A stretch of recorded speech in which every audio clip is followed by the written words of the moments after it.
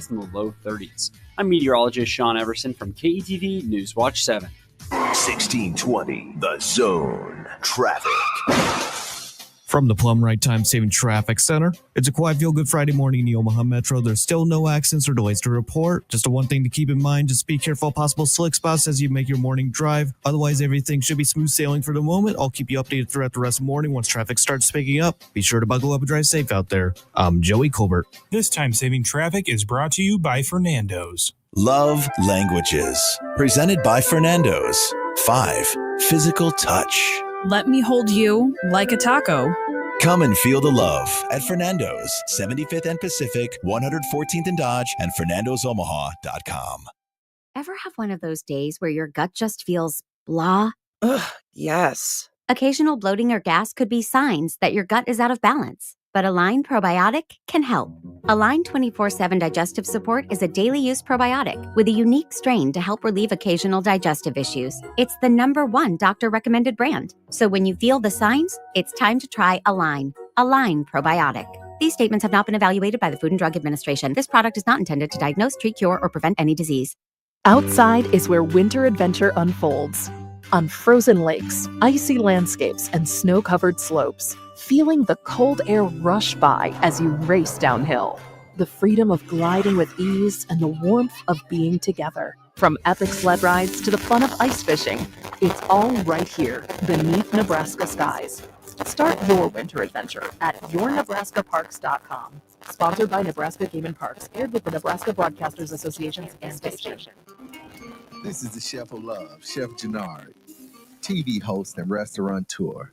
My grandparents harvested their lands to sell food and share this overflowing bounty with our community. Grandma said, for every yam we pick, we give one away. In the world they cultivated, I love preparing and eating dinner with my family on Sundays. When our resources changed, food assistance programs sustained us. They gave me fuel to start my first culinary business at 16 years old, and inspiration to donate the extra food in my community. Through my life, I've developed an appetite to work with others to ensure everyone has access to the nutritious food we need to thrive. Together, we can help end hunger. Come on, join the movement with Feeding America by volunteering, donating, and advocating. Learn more at feedingamerica.org/act now. Brought to you by Feeding America and the Ad Council. At Woodhouse Ford, we know Ford isn't just a name, it's a legacy. Whether you're tackling tough jobs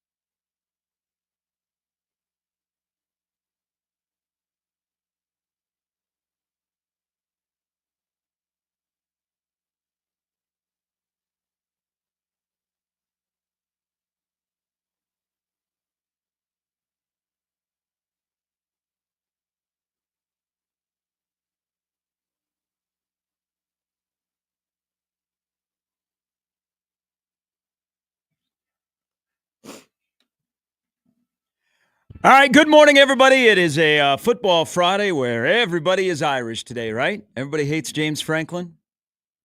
Everybody is I guess you could say that. Nodding their head going, yeah, I told you about Drew Aller.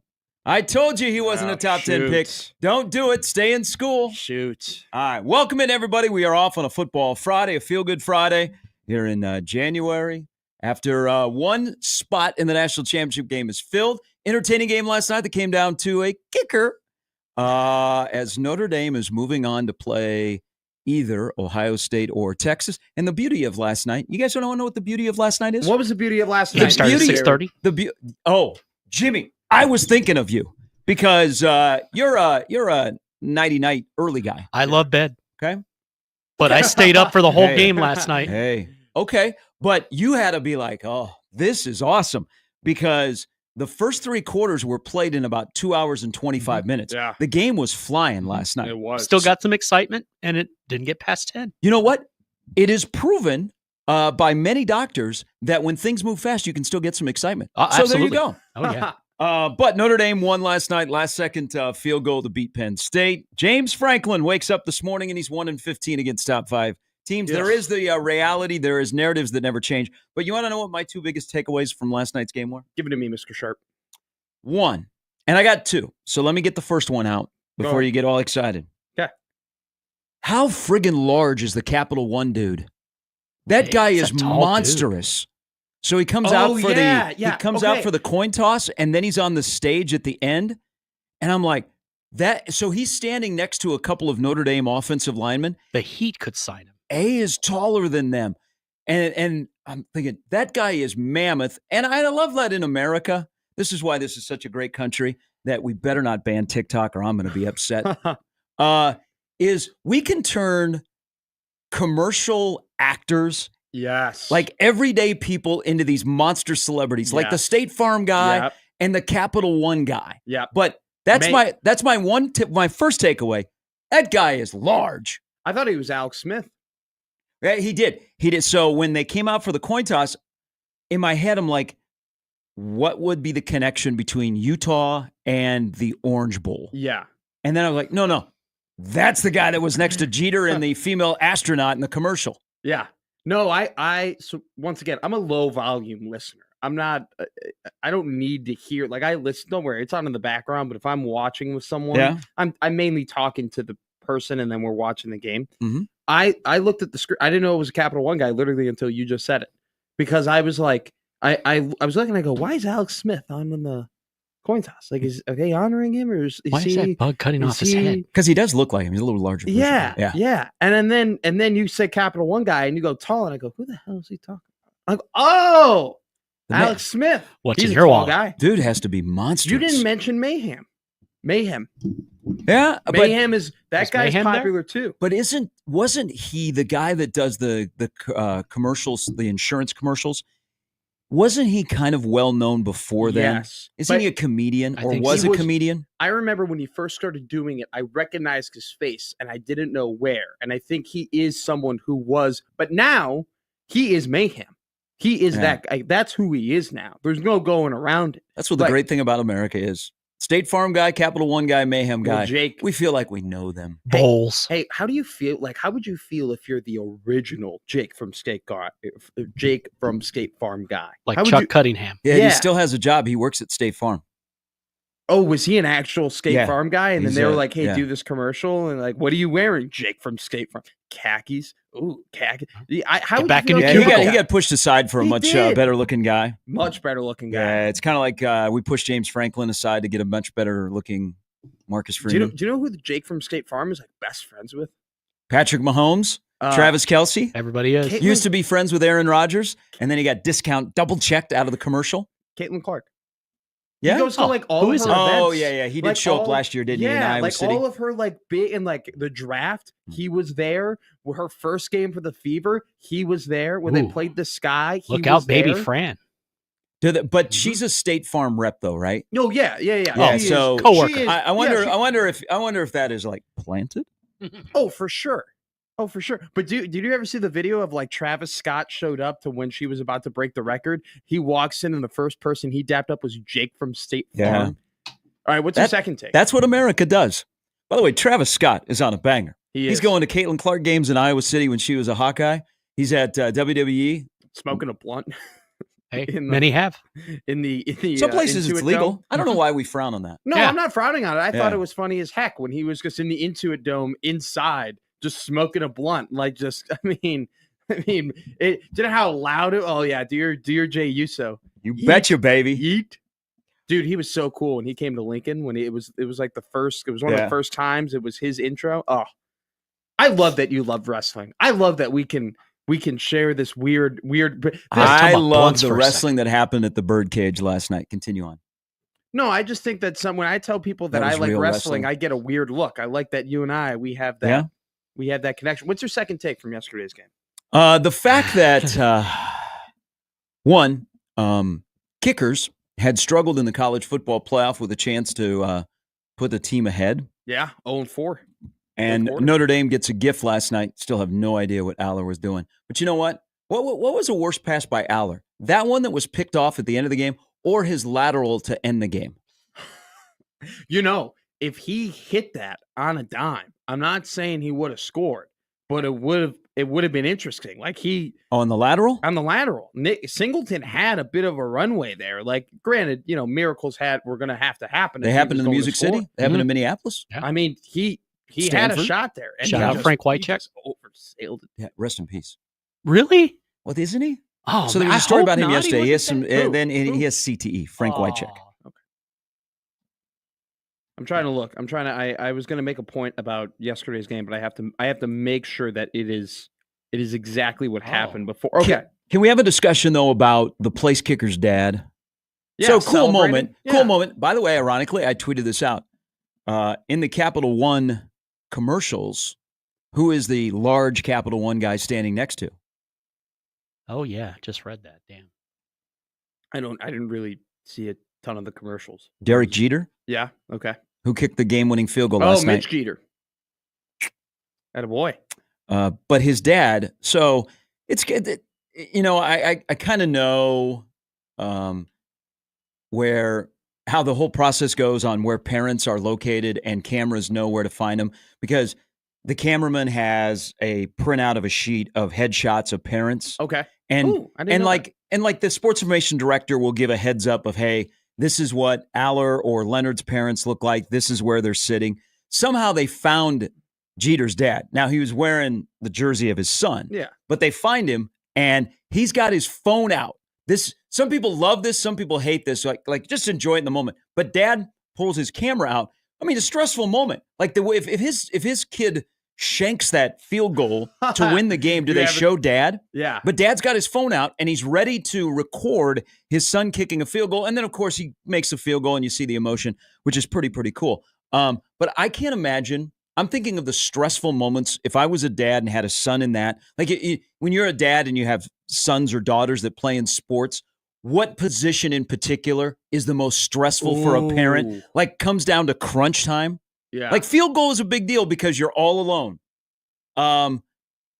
Also kind of like a goalie in soccer and hockey. So I was going to say, I know, or a pitcher. This is a little different. This is outside the box, but boxing. If your kid's a boxer and he's boxing, he's getting hit or she's getting hit. Like my dad loves boxing. I love boxing. Mm-hmm. I wanted to do. I love. You now live in the hometown of the.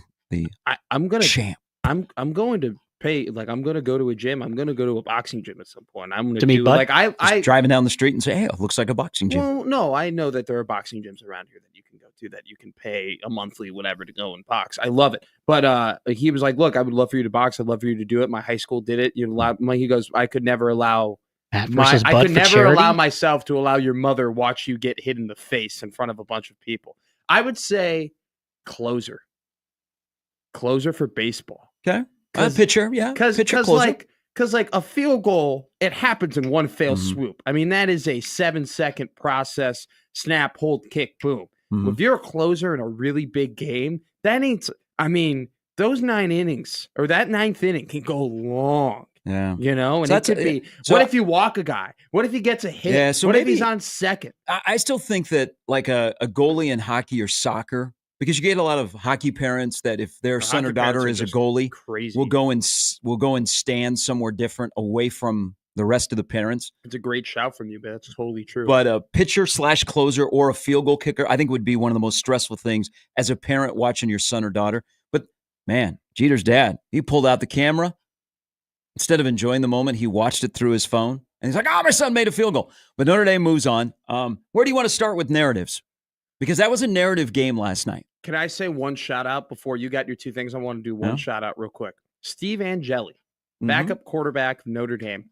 Yeah. I have friends who go to Notre Dame who know him, who've all they've ever talked about how great of a guy that dude is, how big of a fan they are, how nice he is, how he's just a really, really great guy. Valuable last night. And talk about a guy who's just been behind the scenes. He's just been the backup quarterback. No one really talks about him. No one really, but he's been there for a while. He's been there for, I think, 3 years now. Good on him sticking it out. Just sitting there, just waiting his turn. Riley goes down. He steps up. And by the way, not only did he step up, he was slinging that thing. Yeah, they did let him throw it around. They let him throw it around. They needed him to. He built them. I mean, he is the reason they got that field goal, got in position to kick that field goal at the end of the half, which gave them momentum going into the locker room, which they took that into the second half, which then they scored the touchdown on the very first drive with Leonard back in the game. Shout out Steve Angeli, unsung hero of the Orange Bowl. I'm going to say this. Some people might laugh at me. I don't know if they win that game without him. If he doesn't do that at the end of the game or at the end of the first half. I don't think that's laughable. That's very fair. I think they don't. Maybe they do. Maybe they don't. But it's really difficult for them to win that game if he doesn't step up and they don't get that field goal at the end of the first half. That was huge because they're number one in the country in the middle eight. I've talked about that before, how dominant they are. And that game, kind of like Georgia. So the Georgia-Notre Dame game switched in the middle eight, and it became a Notre Dame game. Last night's kind of switched. Now, I know Penn State came back and tied the game, and Aller made a terrible mistake. Terrible. To throw the interception. To play for the Cowboys one day. You mean like middle 30 seconds. I mean, that was crazy what happened in Georgia. But yeah. No, Aller. But the middle eight, yes, Notre Dame for the second straight game won that. You could say where that game was won in the middle eight. I agree. So I said the first to 17 would win. I was right there. I was wrong on Penn State. So Notre Dame wins. Congratulations to both of you.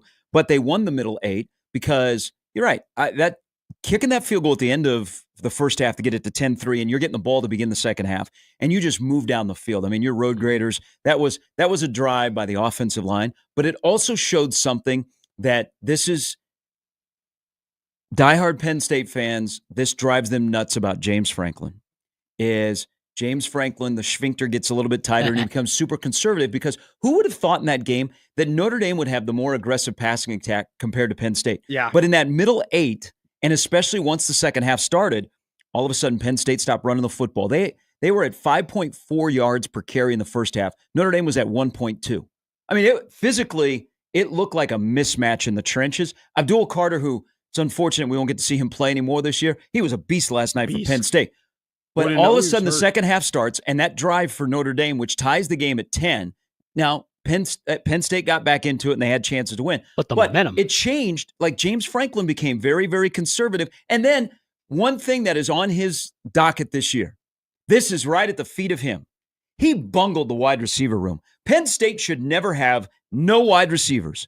They have no wide receivers. They didn't complete a pass to a wide receiver in a national semifinal. How in the hell does that happen? And they got a 5-star from Ohio State, Julian Fleming. On the field that has been a problem all year. They bungled it, but I think that game was won in the middle eight last night by Notre Dame. And it just then got some help from a bad throw, and then you got a kick, and you're off to the national championship game. Penn State got helped out by a couple calls as well. I mean, there were 2 interceptions. I mean, I think the first one for sure was a hold on Christian Gray.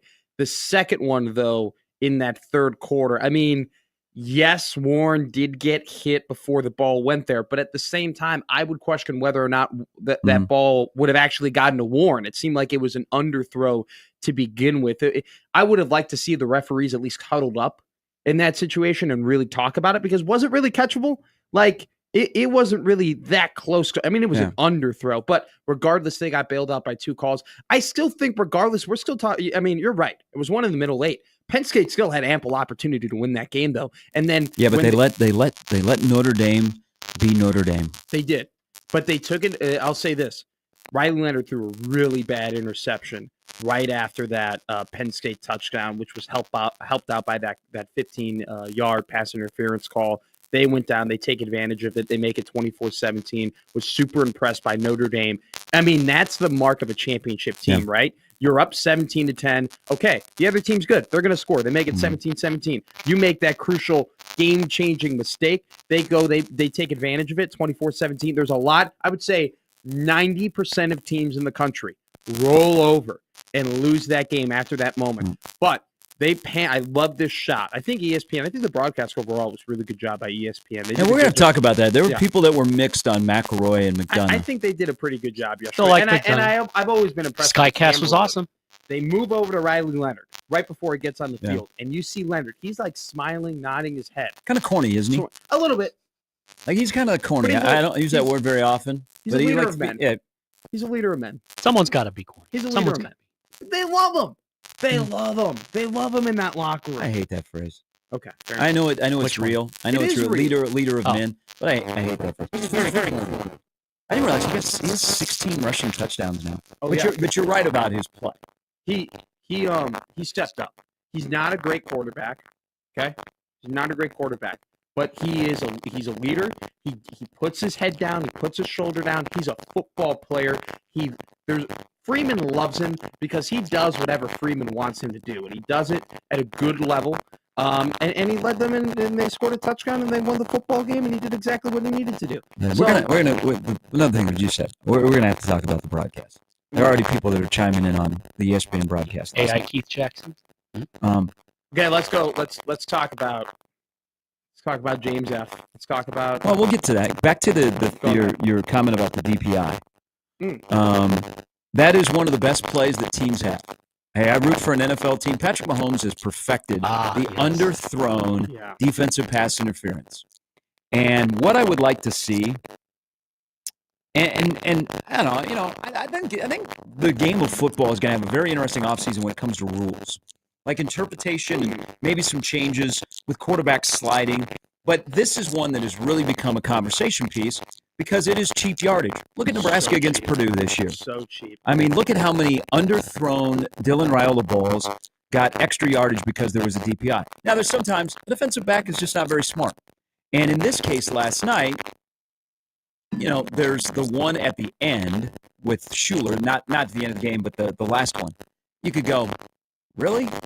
I wonder, you've noticed this trend in basketball where an official will call a foul if you don't make a bucket, but if you make a bucket, they'll swallow the whistle, even if there was contact. Yes. So that's become a thing over like the last 3 years. I wonder if we get to a point with underthrown DPIs if officials hold the flag. Because think about it, if you hold the flag in that moment, do you still throw it considering the situation of the ball wasn't super catchable? What is the signal for an uncatchable ball, Gary Sharp? It is. Okay. What'd you do there? You put your hand over your head. Mm-hmm. What is that indicating? The ball is going over the head, right? It's going over you. So we, and officials, and I think most of us view an uncatchable ball as it goes over. Mm-hmm. But what if it goes under, right? That ball. Then you do like you got the big. Yeah. But this is the uncatchable. 65-year-old back judge doing that. Like LeBron James. I mean, he's not. LeBron still does that. He's 40 years old. But you go like this, right? That's the uncatchable. Everybody should still do that. We think of uncatchables as over. Big Richard energy. But let me get to my very smart point here. I was making actually a very intelligent point. We don't look at uncatchable balls as at the feet because Warren was not going to catch that ball. That was underthrown. That wasn't going to get to him. I think you're right. There needs to be an interpretation of like, oh, well, he wasn't going to get that. At the same time, Schuler cannot have his back fully to the ball, hands up in the face, touching Warren before it gets to his general vicinity. So you and I are on the same page here. Yeah, as it's written, that is the right PI. At the same time, it's a hunk of crap. Because Warren isn't getting that thing. Mm-hmm. And what do you want Schuler to do? Like, that's a tough position to be in general. Just keep thinking of Heath. All right, let's talk about JF. We're only in the new college football can you finish the year 13-3. So that's the final record for Penn State. Usually would get you home field in the playoffs. Who did Penn State beat this year? Notably, I'll take your Wisconsin. I'll take your response off air. Wisconsin and Minnesota. Boise were Boise. I mean, obviously the playoffs. They beat Boise State, and they beat SMU. But like in the Big Ten, it was Minnesota and Penn State were probably their better wins. I have to go back. Maybe I'm missing one clearly off the top of my head. West Virginia at the beginning, they beat Illinois. They beat Illinois at home, 21-17. There was a pick six at the end of that game. They didn't actually really look that good against Illinois. That game was 14-7 for what seemed like the entirety of the contest. The reality of the situation with James Franklin, and there's a lot of people across the country who would take his record, but the resources you have and the history you have at Penn State and the talent that you have accumulated in big games, what happens? So, again, it's the reality. I know people are like, oh, all the talking heads will be bashing Franklin and Aller should talk more about Freeman. Well, James Franklin is now 1-15 against top 5 teams. And before you say, well, Gus Malzahn is 8-8 against top 5 teams. Yeah. Okay? Gus Malzahn, James Franklin. We don't usually put them in the same sentence. The thing with Franklin is, like I was alluding to just a little bit ago, he did his thing last night. He got very conservative. Okay? They were wheeling and dealing. They were feeling good, and they were mauling Notre Dame. Now, I worry about Notre Dame in the next game in the trenches, but the physicality of Penn State was on display. And all of a sudden, look at from the first half to the second half how the tone of the game changed and the muscle of the game changed. And that's what Franklin does. Then also add in, he bungled the wide receiver room. The Aller throw is not his situation. It's not like on his tab. But the reality is, Penn State lost a game that mattered this year, and he is 1-15 versus top 5 teams. That's part of business, man. I want to go back to that. I disagree with you. The Aller throw not being on his tab, because they had 44 seconds left and they had 2 timeouts. At first I thought maybe he bungled the clock situation, but at the same time it's like 44 seconds, 2 timeouts. You just got to go to field goal range. You're good. That's a good situation to be in. What do they do on the very first play though? They run the ball. Mm-hmm. So now you go from 44 seconds, 2 timeouts to, oh crap, we're at 33. We got to hike this. We got to go down. No, man. You're throwing. Notre Dame isn't. I get it, right? Oh, Notre Dame is going to think you're going to pass it. So instead of zigging where you think they think you're going to zig, we're going to zag here. We're going to run the ball. No. It's fine. You got a good team. You have a good quarterback. You have Tyler Warren. You have Katron Allen. You have Nick Singleton. You have playmakers you can get the ball to. Zero wide receiver receptions. Zero. Just throw the ball down the field. So, I put it on his tab because they run the ball. They then put themselves in a bad clock situation after they were in a good clock situation. Now, Aller there, he's gripping, the football. All right, I got to throw it. I got to get it out. We got to get it on the field. We got to move quickly. He's now in a stressful situation after they ran the ball. He throws a really bad throw. They end up throwing the interception. That is on his tab. He put Aller. No, though, man. You can't. I mean, Aller is not a true freshman playing on the biggest stage. You trust him to do so many other things. I mean, you trust him in that situation to do the right thing and throw the football away. If you're calling plays because you're like, oh my God, my quarterback's going to make a mistake, then why is he out there in other stressful situations? So I don't put it on Franklin's tab. That's on Aller, but Aller, I've never been a big Drew Aller fan because every time last night where the first look wasn't open, it really got skittish. I agree. But at the end of the day, the guy is at the top of the food chain, and Marcus Freeman gets all the love. Franklin gets the doubt. You're never as good as, never as good, you're never as bad. But the reality is Penn State comes up short, and they're 1-15. Now, if they win the game, this is where, one play can change, oh my gosh, the feel of a game, kind of like last night when you make it 10-10, is if they win this morning, we're like, whoa, James Franklin, great job. That's how it works. You're in big boy business. You're in big boy business where coaches get scrutinized like that, rightfully or wrongfully, and then quarterbacks who I guess we've shifted where, oh man, he was a college kid. You can't say anything negative about him. Well, they're getting paid now, so they're fair game. Yeah, absolutely. He made a bad decision, but he is. I think both of those teams. Don't you think this about as that whole game unfolded? And again, I thought it was a really, really good game because I like the fact that both teams were running the football.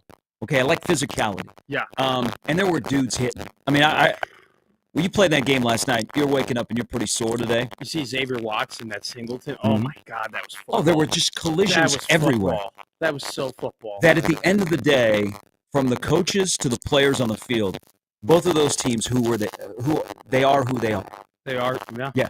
At the end of the day, at the end of the game, when it's 27-24, Notre Dame was exactly who they've been all season, bouncing back from Northern Illinois. People forget, nobody has ever won a national championship and lost to Northern Illinois in the same year.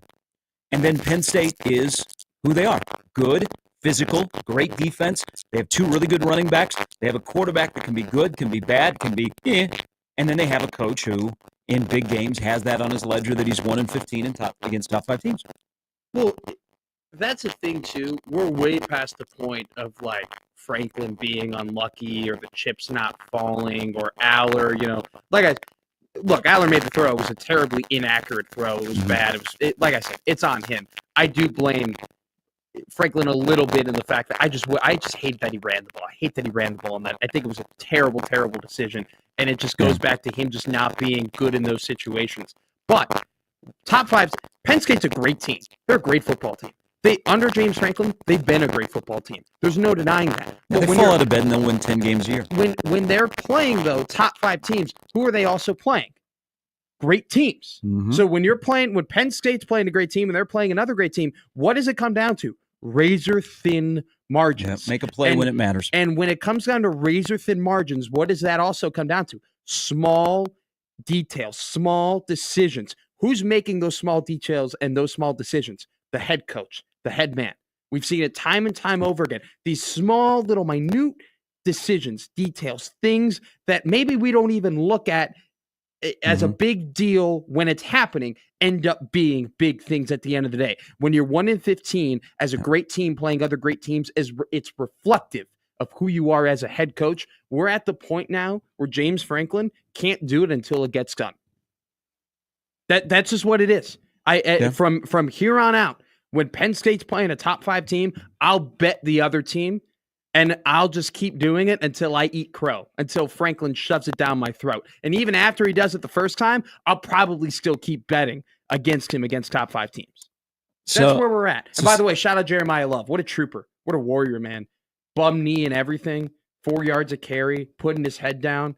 You got it. I hate that Marcus Freeman has made this team likable, but it's so likable. Well, you had a major faux pas last week because you let your heart get instead of the facts. He might have me going back to church. How about not James Franklin, but Marcus Freeman? Hey, I jumped on that train early. He's bringing Catholicism back. Credit to you. Credit to you. But back to Love. So that's another thing with Penn State in that game. So hell of a touchdown run. Jeez. Okay. It was a ridiculous run. For the touchdown. Casual day at the park 2-yard touchdown run. But Penn State, the way they defended Jeremiah Love, he couldn't cut. So everything was downhill. And I don't know what they were thinking when he got the football because he could only do one thing because of his injury. Franklin's got some splaining to do. Second half, they get outscored 24-14. They get out yarded 281-149. Oof. And they let Notre Dame have the more aggressive passing attack, and they stopped running the football. You got 2 really good running backs. You stopped running the football. 2 really good running backs. Franklin did his thing again. And you know what? Marcus Freeman just did his thing, who is a cool cat. You ever think Marcus Freeman gets rattled? You ever think you think Marcus Freeman's heart rate ever goes up? Like even at the end of the game when he's doing that interview on the field, like not on the stage, but right on the field. Yeah. You would have no idea they just are going to the national championship game and they won by essentially a walk-off field goal. He's like in the moment. He's really, really cool. And I keep thinking about when they announced him as the head coach and the reaction towards him. Mm-hmm. And then how about this? You want a stat of the day? Give it to me. I got 2 monster stats today. I have a great stat today as well. Is it surround Notre Dame? No, it's a Texas-Ohio State. Okay. Ara Parseghian, Dan Devine, Lou Holtz, in their 3rd year, won a national championship. Ooh, poor this Jerry is Faust. Freeman's 3rd year. Oh, wow. Look at that. Is your second stat about Baltimore? Because I have another great stat. Dan Devine beat Texas for his national championship. That's true. That's true. Attaboy, Jimmy. 78 Cotton Bowl. We talked about it yesterday. they're a good football team. They're. No, it doesn't matter if they're a great football team.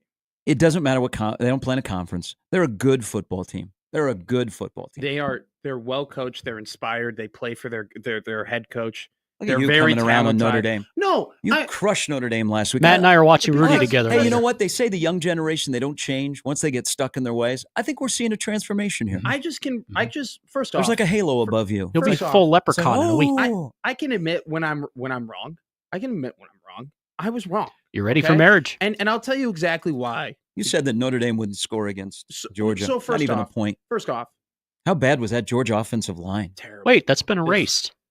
Ugh. Yeah, it's embarrassing. Our listeners know that it hasn't been erased. I doubted Notre Dame because I didn't think that they had played a tough enough schedule in order for me to really buy whether or not they were a great team. I always thought they were a good team, but I didn't think they were a great team.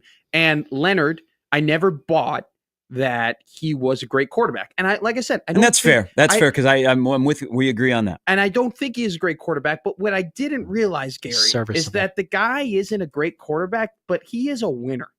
He just gets the first great down. Point. He just gets the yardage. He just does what he needs to do. He's your quintessential college football quarterback. Is he going to make millions of dollars in the NFL? No. Is he going to be a Pro Bowler on Sundays? No. But the guy gets the ball. He hands the ball off to who he needs to hand it off to. He throws it who he needs to throw it to. And you know what? When it's 3rd and 3 and Freeman says, all right, kid, go and get it. What does he do? Yeah. He goes and he gets it. He's a winner. He's a football player. I like winners. So that's where I was wrong. I was wrong in doubting the fact that Riley Leonard is just a winner and Notre Dame is just winning. And I doubted the fact that Marcus Freeman was a great coach because I always thought he was good, but he's not a good coach. He's a great coach. He's a dude. So I will admit, I just underestimated them. I looked at this guy. I tried looking at them from a paper and X's and O's standpoint, and I didn't recognize how great of a culture they have and how great of a mentality that team has. And they proved me wrong. And you know what? I'll admit it. I think it's going to be whoever they play, whether they play Texas or whether they play Ohio State. I think it's going to be a hell of a game. That team's a good team, man. It's a good team. I worry about him in the trenches against Ohio State. That could be a tad bit ugly, but hey, it's the biggest victory. Since probably '88? Biggest moment for Notre Dame since '88. I'm partial to the '93 Cotton Bowl, but that's just I used to like watching A&M lose. Oh, '93 Florida State. I mean, that was a rather significant win for Notre Dame. And then came Tom Coughlin a week later. Or not. Hey, because I know he's also taken strays today. And Brian Kelly, Notre Dame was unbeaten going into the championship game. So I was about to say that I like the lead up to the Alabama game. That was a pretty big, like that just season in general. They were unbeaten. So credit that encompassing season was a pretty big moment in Notre Dame history. Real quick, first off, there is no way in hell there are 7 tight ends better than Mitchell Evans. Okay, there is no way on God's green earth that there are 7 other guys that Mel Kiper that Mel Kiper thinks NFL teams should take over that dude. That guy's a guy. Also, too, Jaden Greathouse, that long touchdown. That route and then that juke, holy Lord! That coverage though. But he was bracketed. He had 2 guys. He had a corner over him and he broke his ankles. Then the safety came down, tried to meet him at the point of contact when he caught the ball, and he broke his ankles and he went right to the house. That was a bad look. Talk about a game-changing play from a game-changing player. All right, let me give you the lineup for the show. Brett Cianci is going to stop by coming up at 7:30. Mike Schaefer, Matt Verzal as well. Lineup brought to you by the Rooferys, John Higgins Weather Guard. Gary and Matt off and rolling on Football Friday. Yes. 4 more days of all of this stuff. 1 more day of college, then we got 3 days of the NFL. If you missed it also during the game last night, they moved the Rams Vikings game to Arizona. They've done that before, 2003. Many Californians end up in Arizona. They did that. Isn't it interesting? All the insurance issues in Southern California with the fires, they moved the game to a stadium that is... I won't even go there. Oh, All-State. We were thinking it. It's Gary and Matt with Jimmy on 1620 The Zone.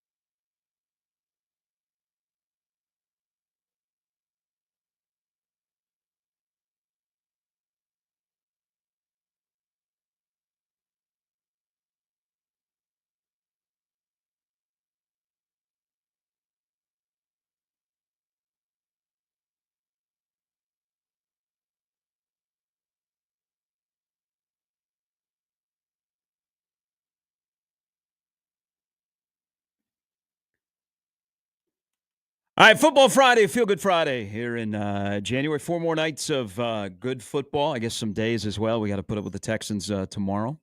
Hey, what do you got against it? I know where you're coming from. But you know what? I wanted to buy into the Texans. I know they had injuries, but they are kind of a little bit of a fraud this year. Okay. They play in a weak division.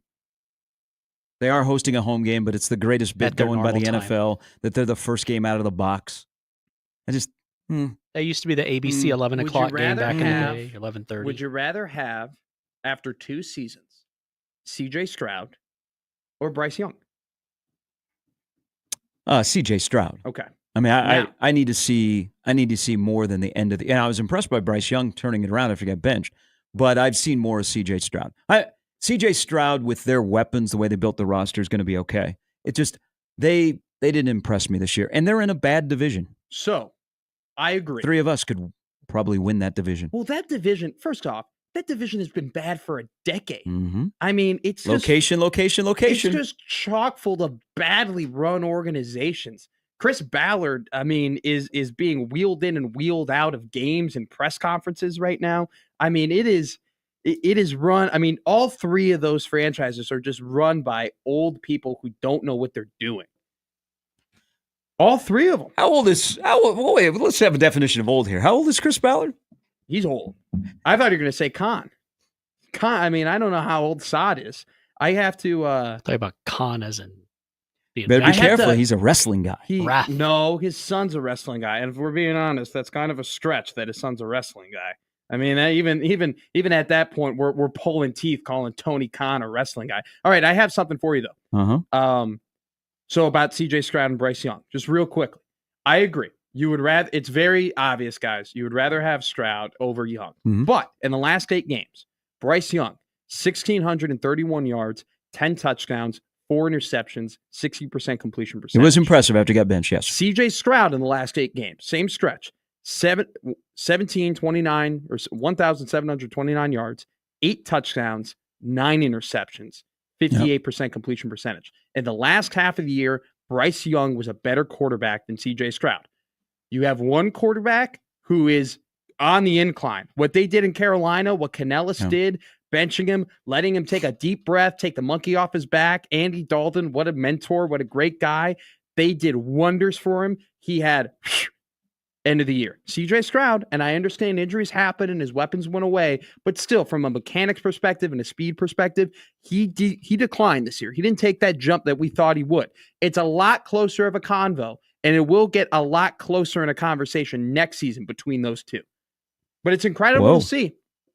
It's incredible to see how last year we were like, oh my God, Bryce Young's a bust. What a terrible pick. Carolina, for the rest of history, will be thinking about why didn't we take C.J. Stroud? Why did we think because Stroud didn't test well it would matter all that much? Now, at the end of the year, it's a very different conversation.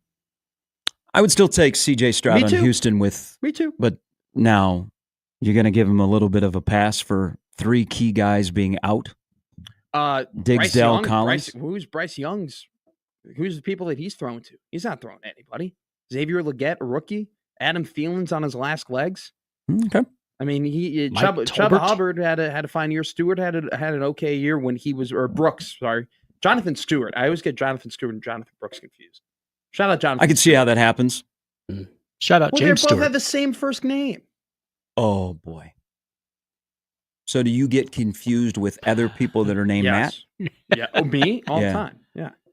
But I have an advantage. I have a unique last name. Matt Flynn. Good. People know. Do you confuse yourself with Matt Flynn? No. People you guys have the same first name. When people talk about me behind my back, they don't refer to me as Matt. They refer to me as McMaster. When I'm not behind my back, but when people are just talking about me and I'm not there, it's McMaster. Jacob and I were just getting to know you. Like he was telling me about you. Okay. That's all. So I'm still trying to get over it. You get confused if they have the same first name? Well, no. If I just like 2 running backs who both played for Carolina, who both had the same first name. I could see that. Like I would get confused similarly. If I ran into 2 people named Ndamukong. I would get confused. Yeah. But if there were 2 guys who were named or if there were 2 guys with the last name Sue, and they were both D linemen on Nebraska, You're telling me, I mean, you've probably done it where you're trying to talk about Dylan. Where you're trying to talk about Donovan Raiola and you accidentally slip a Dylan Raiola, or maybe you're trying to talk about Dylan and you accidentally slip a Dominic. Dylan, Dominic, Donovan, and David. Donnie and Dommy. Donnie. See, there you did it. Donnie and Dan. There you did it. Never with the kid. I love it. Dominic, Dylan, Dayton, and Donovan. Rolls off the tongue. Need a Deborah and a Diane. Jack and Diane. No. That's Diane a great Chambers karaoke song. Jack and Diane. Sorry, before yeah, people are getting a lot of feedback about your treating this station as a karaoke machine. You need to buy a machine for the basement. Yeah. There you go. I don't think I treat it as a the karaoke coworkers machine. would I feel appreciate like that's that. a little bit of a hyperbolic statement from you. Dan said that the other day. Who's Dan? Dan would be a loyal listener. Okay. You should get to know Dan. Dan hates Penn State. Oh, good for Dan. Okay, one thing about Drew Aller. Also on the interception, go back and look at the film and answer the question for me. What was number 71 on the offensive line doing? The film study will not be kind to him on that final play. But this came up because this was a discussion yesterday when Sip was on with us, and we were talking about the Penn State Notre Dame game, and he mentioned the aforementioned Dylan Raiola and Drew Aller together. Yes. Oh. That he believed that Aller or Raiola was very similar to Aller. I don't know if that's as flattering of a compliment today as it was just merely 24 hours ago. Gotta be careful here. Well, there's a part of like last night as you watch that game, and you don't get to this point without being at least a good team. And there are elements of both of those teams that they're really, really good.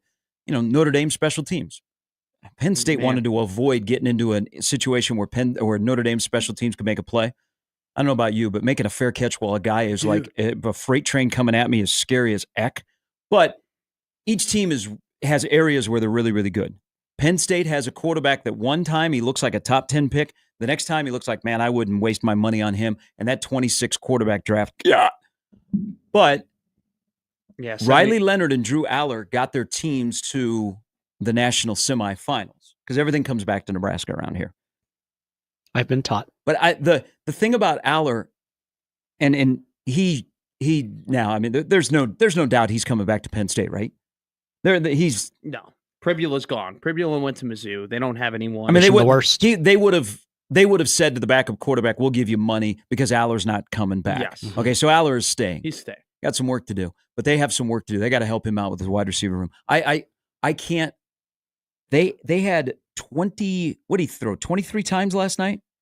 His OC does less cute 23 things. 35. So 23 completions. 23 Yes. completions. Let me go. Let me pull up. I got it right here. 23 completions. He threw the ball. Zero in a national semifinal. Oh, so I'm sorry. Zero I to wide apologize. receiver. I apologize. He threw it 23 times. Okay, so 23. He had 12 attempts. completions. He was 12 of 23, But 135. 6 of them went to Aller. 2 of them went to a national Singleton. semifinal. And 2 of them went to their backup tight end, Khalil Dinkins. Not even Joe Jaravicious. They threw it to, do you know how many tight ends they threw it to last night? They threw it to 3 tight ends and 0 wide receivers yesterday. Yeah. And they have one tight end that I know this isn't his metrics, but Warren looks like he's 6'10", 300 pounds. And he can run like that as a tight end. It looks like the Capital One. How many targets do you think wide receivers got yesterday out of 23? 4. 5. They bungled their wide receiver room. How many targets do you think former 5-star transfer from Ohio State who visited Nebraska, who nearly came to Nebraska, Julian Fleming got yesterday? Julian Fleming. Zippo. He got 0 targets. Mm-hmm. He'd at least gotten 1 here. And it's embarrassing. Also too, Penn State is in a really great football part of the country for high school football. Like they are that area, that eastern Pennsylvania, Ohio, New Jersey area is chocked full of talent. I mean, they're not close enough to really dip into Chicago, but if they really wanted to go after a guy in Chicago, they could go after a guy in Chicago. They're in a great part of the country. And the fact that they can't build up a wide receiver room. So if Riley Leonard and Drew Aller can get to the semifinals, what does that say? You. Well, do you know what it says? It says that whether or not, look, we get caught up with the cutesy football. with the Kevin O'Connells, with the Matt LaFleurs, with the hot offensive coordinators who can draw up good plays. But what do all through Ohio State, Notre Dame, and Penn State, what do they all have, Gary? Run the ball, stop the run. They're physical, and they are pretty good special teams. Defense and running the ball, baby. No matter how we progress in passing game and football, those two things will always matter. It will always matter how good your defense is and whether or not you can put it on the ground. Damn, some it's got things warm in here. Will never change. Never change. So that's what I look at those teams. It's not necessarily, it's Dylan compared to Drew, Dylan compared to Riley. What does it say about Riley and Drew making the college football playoff semifinals? No. What it says is you still got to have a great defense and you still got to have dudes who can run the ball. And it'd also be nice to have a wide receiver that you're afraid of. Penn State has no wide receiver that you're afraid of. No. I can't. That I mean, one of my takeaways from last night is, how does Penn State get in that situation? Penn State just has churned out some NFL dudes recently. How do you play in the national semifinal and your wide receivers have zero reception? The Notre Dame wide receivers. Embarrassing. The Notre Dame wide receivers, who by the way love to block. Yeah. They had more receptions. By the way, Notre Dame has wide receivers who are playing lacrosse. Good sport. Great deal. sport. Oh, it's great sport. They're the Kavanaugh twins. All right, Kavanaugh brothers. Brett Ciancia is coming up at 7:30. A little bit later, Mike Schaefer. Nebraska did some portaling yesterday. Added a couple, so change your big board in your man cave on who's here and who's not. And why does Nebraska only have wide receivers and defensive backs? Can you get to the national semifinal with just wide receivers and defensive backs? We should just record you just saying Nebraska went in the portal yesterday and then just put that on the board and we'll just play it every day because it just seems like that's a liner that we keep saying day in and day out. Hey, hang the banner. Hang the banner. And you know what? I'm going to say hang the banner and put one permanent screw in it. Ooh. All right, we roll till 10. Final show of the week on 1620 The Zone.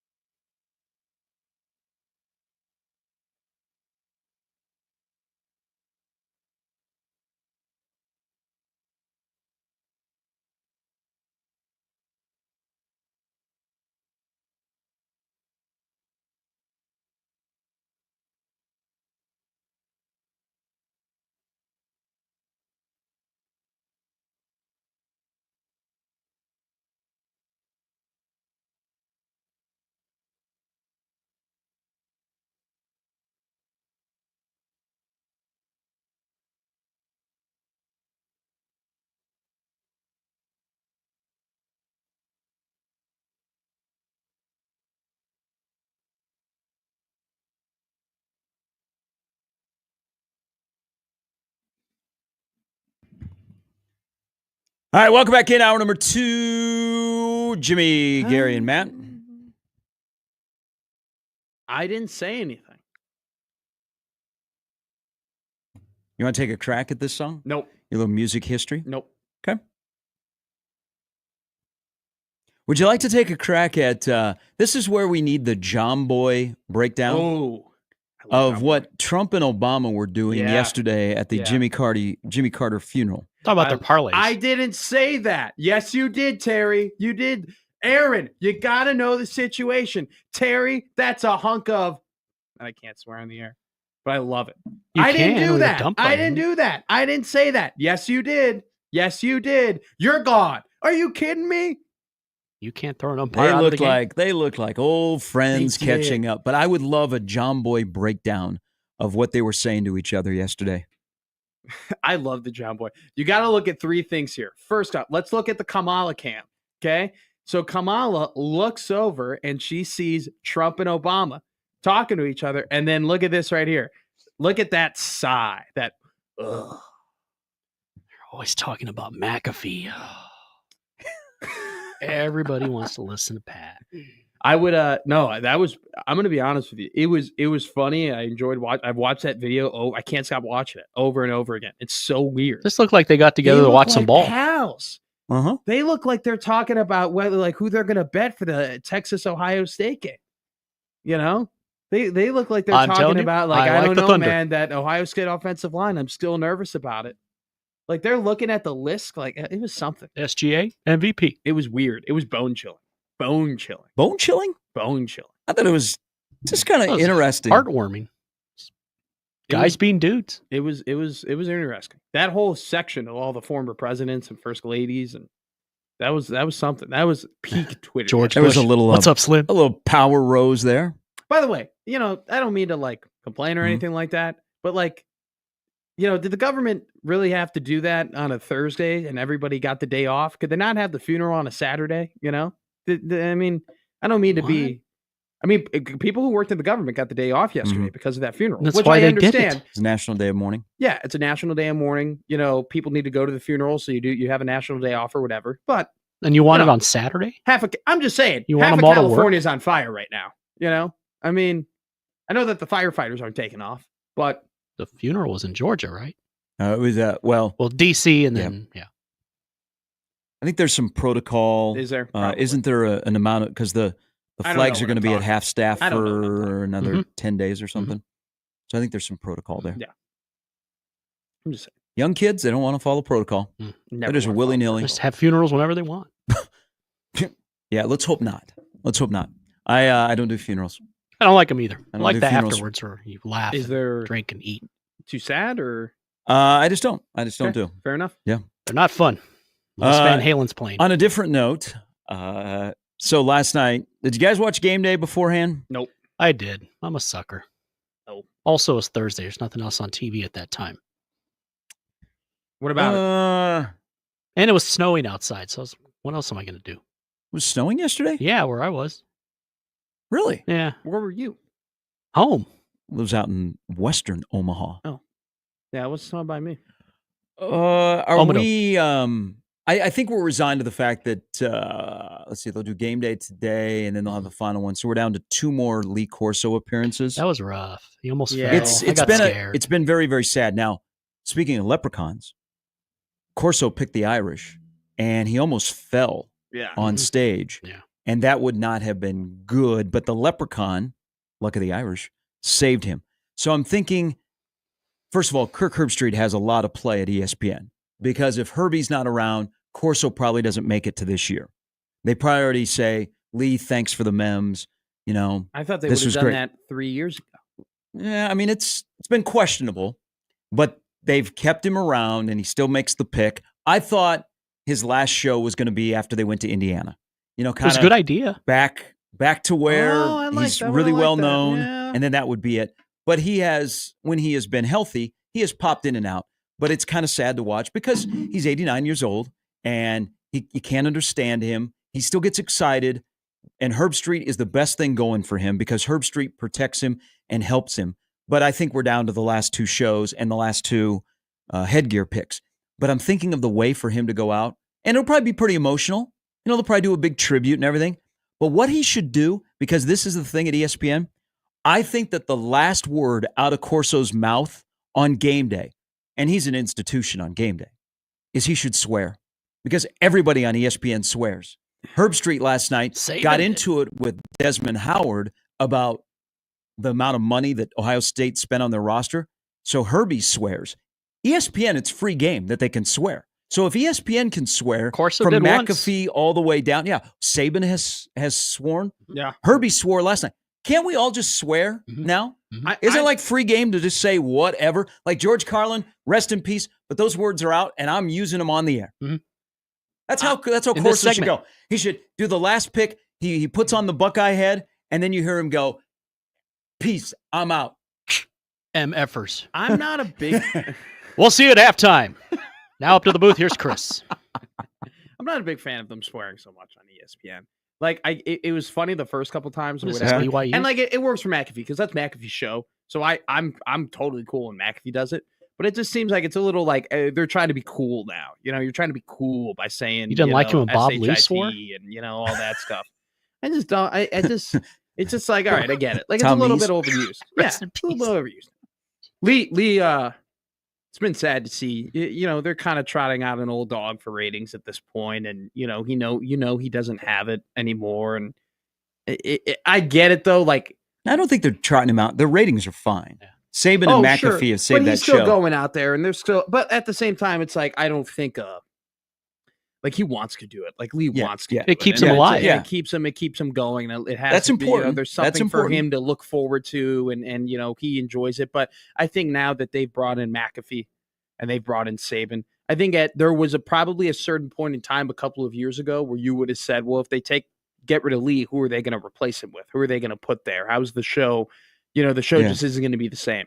Now we're at the point where shout out ESPN. They've done a good job bringing in McAfee and then hammering down on Saban and saying, okay, these two are going to be the guys who essentially in the aggregate make up for the loss of not having Lee on the show anymore. I saw the fall though. I got nervous too. I thought about that. Like what would happen if he like on live TV, if they couldn't get like people would have to scramble to help Corso up. That would at that age I think that would be very, very embarrassing for Lee. So thank you to the leprechaun that saved him. But should we all swear freely? Absolutely. Should swearing on television and radio? What do you think about that? Freely. Are you not a fan just of podcasts? Them swearing on TV or doing it a lot? Like I'm not like, oh, you can't swear on TV. But I just don't like it now that it's like every week it's someone swore. It just doesn't make I'd be taken value. Aback. Like I like watching McAfee's show, so you're right. Yeah. You're used to it. That's kind of their language, and they give a little they tell you at the beginning because in the real world that's how people talk. Yes. Now TV it is jarring though when you don't hear it, and all of a sudden of all people, Kirk Herbstreit, who is under fire, he drops the S-bomb, and him and Desmond were going at each other. I don't know that I would feel totally comfortable with it. Sports reporters, but I also had an uncle who the F word was part of his just language. Sure, like he could put the F word in front of anything. Yeah, and that's how some people talk. But for me with swearing, and it's not just like an ESPN thing, but I think it's just a TV thing, entertainment thing in general. Mm-hmm. When you swear, it lessens the last time someone swore, and it lessens the next time someone's going to swear. Great point. Great point. It's almost like one of those things. See, a famous wrestler that we love, CM Punk, talks about swearing on TV. Yeah. And he goes, look, The Rock can swear. Dwayne The Rock Johnson can do what he wants because he's The Rock and he's the boss and he's the man. If someone else is going to swear, it better be as good as when The Rock swears. Okay? It doesn't matter who they are. That's the thing. If Herbie swears, it better be as good as when Saban does it or as when McAfee does it. But when you continue to do it, it takes away from the quality of the next time someone actually does it. And which is why I'm like, I'm not a big fan of like every week someone said the S-bomb because it's not special anymore because everybody's doing it all the time. It's dumb. Most likely to swear tonight on game day. Reese Davis. Absolutely. Oh, what a professional. You're up, Reese. Through all Just drop this, it. And like Reese is a company man, and he SEC honk. Yeah, a little bit, but he's an Alabama grad, right? He's still a pro's pro. I think his son is too. I was thinking yesterday. So before that game kicked off, there was portaling going on. Nebraska picked up a defensive back. Nebraska will pick up a wide receiver. They got Javen Wright to come back for his 7th year. Massive. In this case, I'm not always a big fan of guys, on my college plan, especially if we're not in line to be a doctor. But in this case, with all the injuries he's had and setbacks and comebacks, I'm okay with Javen Wright returning. But not even injuries. It's not even Javen's had injuries, because mega life-threatening, health-threatening scares. I mean, we're talking about. I mean, I'll just say just blood clots and stuff that is a very, very scary situation that people die from. And so with Javen, a great individual. I've had the pleasure of knowing him not only in the facility but off the facility as well. Top tier guy, A1 dude, treats everybody Little Buddha. With an incredible amount of respect. If there's anyone, like I said, I agree with you. I'm not the big set. I don't like guys always coming back and having 24, 25-year-olds playing college. But Javen, with everything that he's battled through, with how great of an individual he is, and with how talented of a player he is as well, I'm glad he got that year. He deserved to get that extra year. And be an interesting room. Who knows if he'll play as much as he did last year when he played over 200 snaps. But looking at the portal, so one of the news stories yesterday is that Carson Beck is in the portal from Georgia. Yep. And everybody immediately attached Miami, but Ohio State could be in play. It's pretty clear this morning, I'm not a huge Drew Aller fan. I'm not really a huge Carson Beck fan. Good quarterback, but am I trading up in the draft to get Carson Beck? No. So he's not going to go into the NFL draft. Instead, he is going to go somewhere else. And it puts some pressure on Georgia in 2025. Like, this upcoming year will be very interesting for Kirby Smart to get that position right. But Georgia probably has to be back where they were and even better before you start going, okay. Yeah. But that's for way down the road. I got a team for you. Notre Dame. Carson Beck. Possibility. They like themselves some portal quarterback. I mean, I've heard, Texas Tech, Joey McGuire has become the portal king. Yeah. It's a good shot. That's a place that he could end up. They got the money. Options. He will have options because he has played at that level. Yeah. And I think if you look at, I haven't looked at portal rankings this morning. I'm sure he's the number one player available. But it got me thinking about this. So I was already looking ahead to 2025 in the Big Ten, because that's what I do. Yeah. When you have time and you're just killing time and you're scrolling on your phone, I'm like, you know what? Let me rattle off the 18 quarterbacks in the Big Ten for 2025. There are very few that are homegrown. Nebraska is one of those that has a homegrown and young. So it again will be an older conference with quarterbacks. There'll be some sixth-year guys that are starting. There'll be some Allers that are starting. What if Nebraska needed – now, they went and got a portal quarterback, but not a frontline number one starter. What if Nebraska needed a quarterback this year? I'm playing the little hypothetical. I don't normally do that, but it got me thinking about Carson Beck. Wouldn't you like to know if Nebraska needed to go find a starter this year, of the guys that have been in the portal, who Nebraska would have pursued that would have been a realistic option? Because 2 years, you go Jeff Sims, major fail. Major fail. But before Dylan Raiola committed, you could have had Kyle McCord or Sam Levitt. Yeah. One had a monster year in the ACC. The other was on a team that got to the college football playoff. So from 1 year of, we need a portal quarterback, oh, geez, we made a mistake, to the second year where the guys that you were kicking the tires on that you had realistic chances on, you're like, okay. Would have been interesting to see some of the names that Nebraska would have been involved with if they would have had to go find a portal quarterback. So 2 things on this. First off, it's very interesting how different, though, McCord and Levitt were viewed when they were in the portal from Nebraska's perspective. Because McCord was a proven guy. He had played in very big games with Ohio State. He had won some big games with Ohio State. You knew the production that he was going to have. You look at Levitt. Levitt was in a bad quarterback situation, a bad quarterback room in Michigan State, and wasn't really being played. But Nebraska had played Levitt, and Levitt actually had a pretty good game against NU and showed his athleticism and his arm strength and the qualities in which we saw him as a starter at Arizona State. And so the contrast between the two, where Nebraska got it right in both regards, right? They got it right going after a guy who was a proven commodity, but they also got it right going after a dude who they thought could be a really good quarterback. I got a name for you.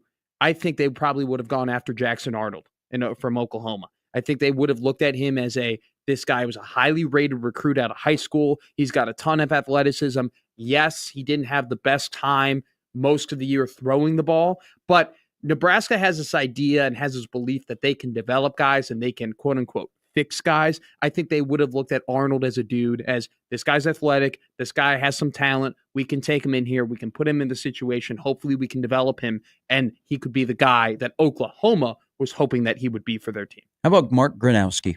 Yeah, that's another one. Went one. from South Dakota State to Iowa. Wouldn't he seem like an ideal fit at Nebraska? More mobile than Dillon? I'm trying to think. Maybe Pribula, the Penn State that would have backup? been an option. It would kind of become an interesting because it's like one end of the spectrum to the other on Nebraska's dabbling in the portal. Now you don't have to, and you probably don't. You hope you don't have to do any portal dabbling for another 2 years, at least, because you have Latif and you have Davila. And then you're going to have Dayton on the way. And you might even get another 26 quarterback. But I don't know. I would just, like, who would have Dana pursued if he needed a number one guy? Trying to think. Not a backup guy like he got out of Purdue, but a number one guy. Yeah, I mean, there was the Preston Smith at SMU. Wasn't he the backup at SMU? He was a pretty coveted guy. There weren't. I'm trying to think. I off the top of my head, was there really that like established transfer portal quarterback up until Beck where you're like, holy crap, he's moving on, we got to go and get him? I don't think there really was off the top, because last year you had Riley Leonard. Last year you had Kyle McCord. You had Will Howard. You had a couple of guys. Yeah, go ahead. What about Miller Moss? Yeah, that's a good one.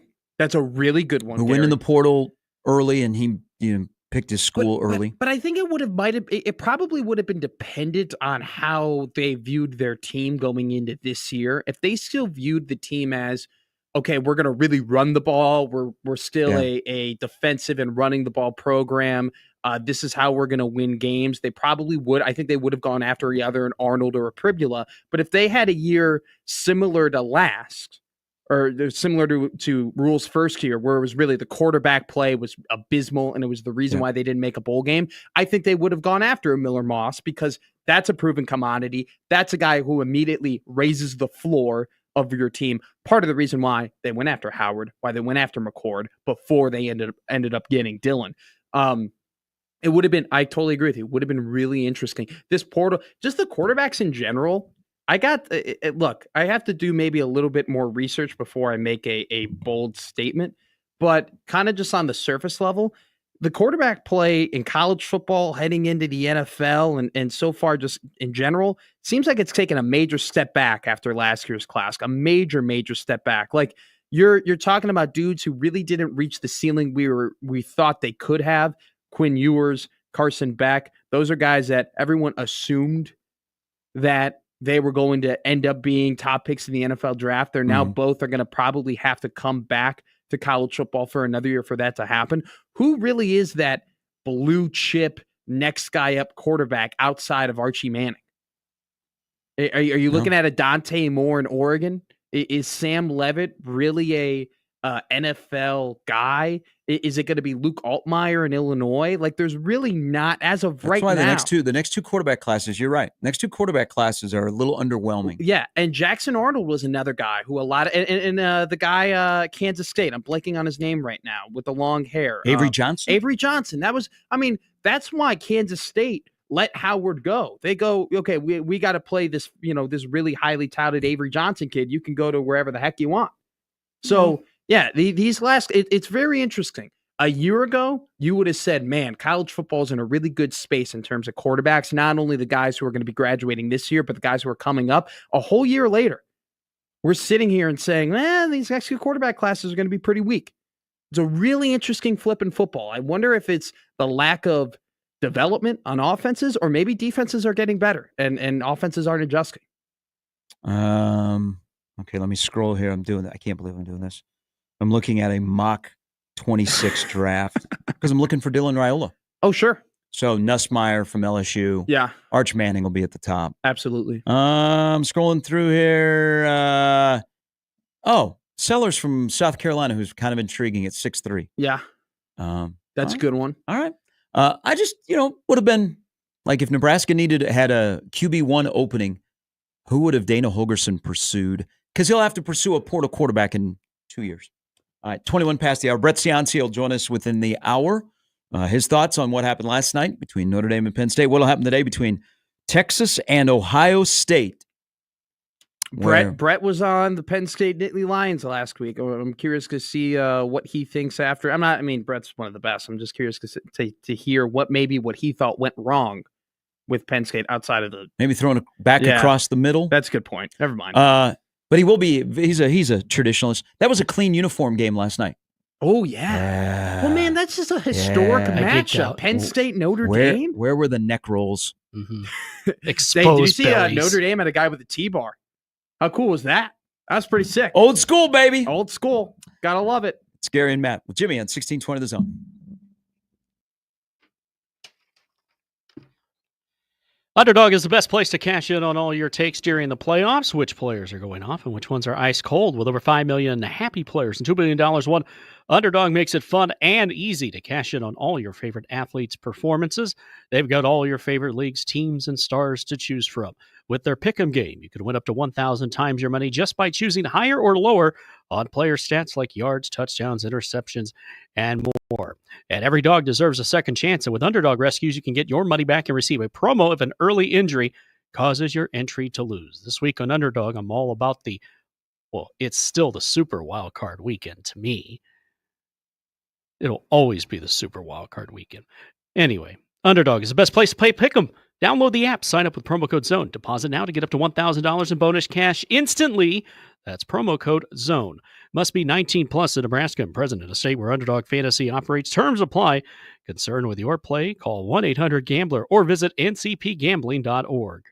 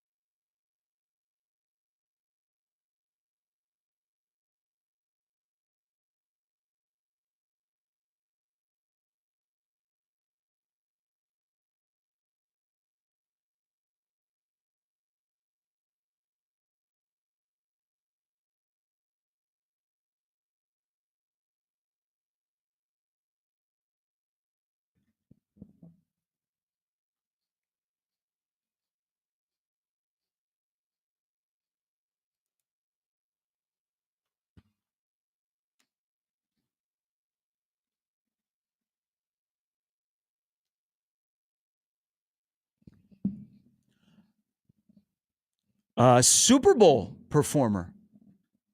Former Super Bowl. I remember. Performer. That was a good show.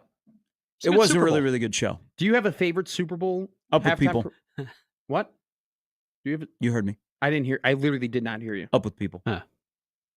Google. They were famous. Up with people. Okay, what Super They were a Bowl was banger. that? Up with people. Up with people. All of them. In the 70s, yeah.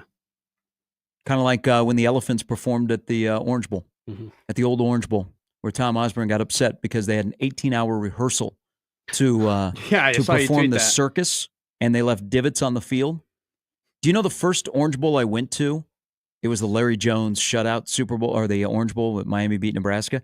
It had rained so much, they did not have a halftime show for the first time ever because they were afraid that some of the things on the field, you'd get electrocuted. So they had no halftime. So last night, they had Nate Smith, who is a country artist, perform. And I'm guessing... I figured that's what it was. A wide majority of Miami did not know who that guy was. I'm always...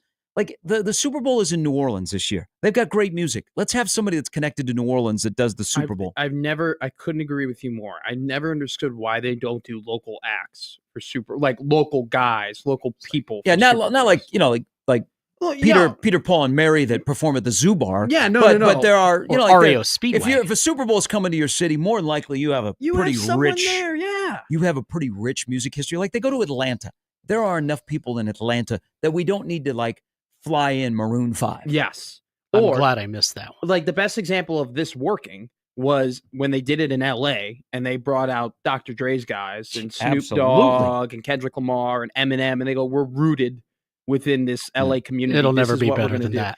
I don't know what it was about Super Bowl 50 and Coldplay with Beyonce and Bruno Mars. Mm-hmm. But that halftime show was always stuck with me. It was always just I don't know. I just loved it. It was good music. It was a good time. You think Coldplay?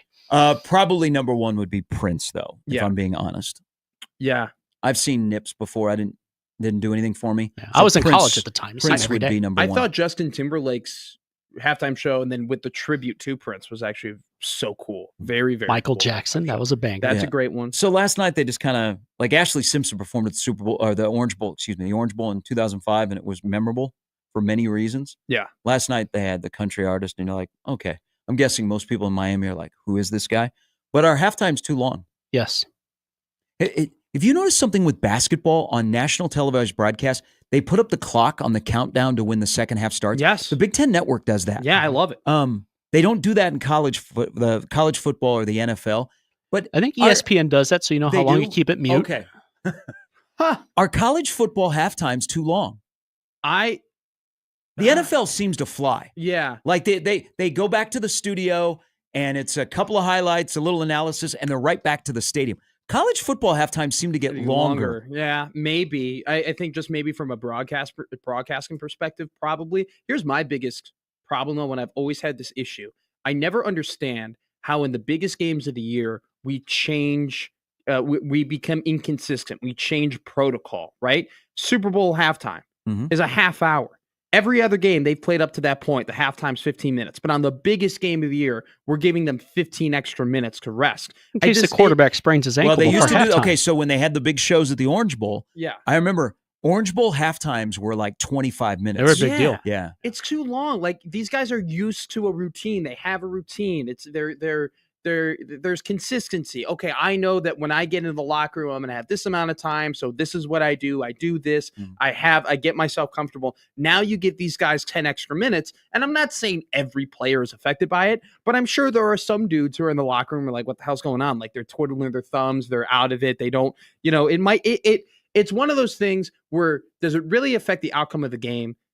More than likely, 95% no. At the same time, I've always just found it weird that in the biggest moments we go, oh, no. So what'd you think of the different. Netflix game when Beyonce came out and all white on the horse? I for halftime of Baltimore Houston. I turned on basketball. I think it finished 31-2. I don't want to watch this. Still have no idea why Post Malone had to be involved in that, but I think that was 12 minutes. I didn't watch it. I just wanted to watch sports. I was like, okay, great, she's on. Well, it was a bad game anyway. I just turned on basketball. I don't even think I turned the game back on after that. I think I just kept watching. It was bad at halftime. It was a butt whooping. Brett Ciancia, Pick Six Previews, stops by next. Who will Notre Dame play? Ooh. Ohio State or Texas? I'm seeing visuals. So just texted with a friend because I saw in the national news about Atlanta. So they're canceling all kinds of flights out of Atlanta. There's panic shopping. There's nobody on the roads. Ice is a real deal down there. Yeah. I mean, you don't mess with ice. And he's like, he goes, my kids are never going back to school. And then I'm looking at scenes from Dallas. Like, it is barren. Like, nobody's on the roads, anything like that. I wonder what it'll be like inside of Jerry's world tonight. What's the over/under? It'll be like the COVID game again. What do you think the over? What do you think? I'll give you time to think about a fair over/under to set for that game. I think you'd have to think on how many people are going to be in the building. Too bad they don't play at the Cotton Bowl. How many people does?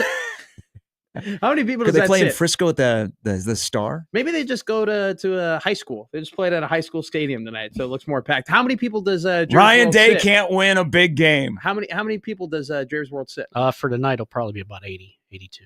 Okay. But overall, it's like is it 100,000? It can be 100. Yeah. Wow, I didn't know that. I thought it was way less. Yeah. All right, Brett C. stops by next.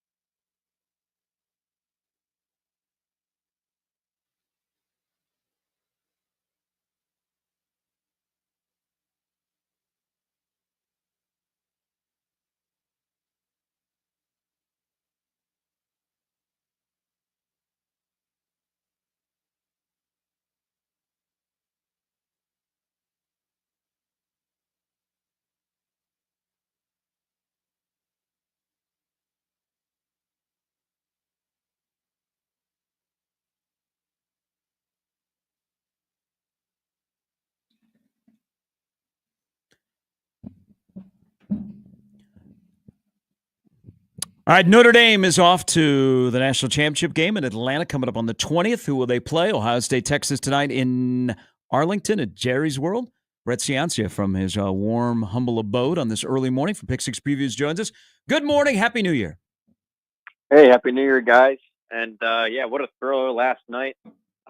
Just the third playoff game in the last 10, 11 years to finish within a field goal. And it was a thriller. Hey, so all of this, because, the reality is there's some narrative talk that's involved when it comes to James Franklin and Marcus Freeman. But how do you think Notre Dame was able to use, that was a bad loss against Northern Illinois, to use that loss to fuel them to make the run that they're on the cusp of winning a national championship, which hasn't happened in a while at Notre Dame? Yeah, well, when you hear these guys talk, when you hear the players talk, when you hear Freeman talk, and people that have interviewed them around the program, you hear about their culture. And it's one of those buzzwords in football that some programs have and some really back it up on the field. It looks like they're doing that. It looks like they're backing it up. They overcome a lot of adversity. I mean, they had injuries to their star players. They're one of the best defenders was out. They had other guys knocked out. Offensive linemen were dropping like flies. The point really to this whole story is, to sum it up in one possession, was the one before halftime when their starting quarterback, Riley Leonard, gets knocked out. They don't flinch. They bring in Steve Angeli, the backup, and they go down and get a really crucial field goal there before halftime. It was 10-0 at the time, gets that to 10-3 and a little bit of juice heading into halftime. So, yeah, very resilient ball club, and they showed that again several times throughout the game. Brett, let's talk about the middle eight. It's a new thing in college football with the 2-minute warning. It's something that teams just really aren't used to, that the last 4 minutes of the first half, the first 4 minutes of the second half. What do you think about what do you think, or what makes Notre Dame so good in that middle eight? Why do you think they just have this distinct advantage or understand better how to use that middle eight and manipulate it to the point where the last two games they've kind of won the game in that section? Yeah, good point, because against Georgia, remember, in that middle eight, they forced a strip sack on, I almost called him Stetson Bennett, on Gunnar Stockton there at the goal line, and that led to another touchdown right before halftime. And then here, like I mentioned with Angeli, they led a last-minute touchdown drive in the first half. You get that boomerang effect to start the second. So, with Notre Dame, it's a really well-coached team. They execute really well. Everything is game planned perfectly, and they just go execute. So that benefits a team like that during the middle eight. That was really, like I said, a boomerang effect of this game. It was 10-0 Penn State, and then 2 possessions later, it's 10-10 with all the momentum back on Notre Dame. So just a really strong execution and game planning in the middle there. Hey, what does last night say about both quarterbacks, Riley Leonard and Drew Aller? Well, I think it shows Drew Aller is not really ready for the NFL. I think he'd be wise to come back for another year. Just so many open throws that he missed. There was one on one of the first drives of the game when they settled for a field goal. He missed the guy right there at the goal line. His running back threw it at his back. That cost him 4 points. That was huge. Missed a wide open guy down the sideline. And then, of course, the decision to throw that ball at the end of the game. So he has a lot of growth to make. I think he's got to come back. And that was really the weak link of the game on either side. And for Riley Leonard, I think he's great at what he does. He knows how to win a ball game. He knows when to tuck it and run.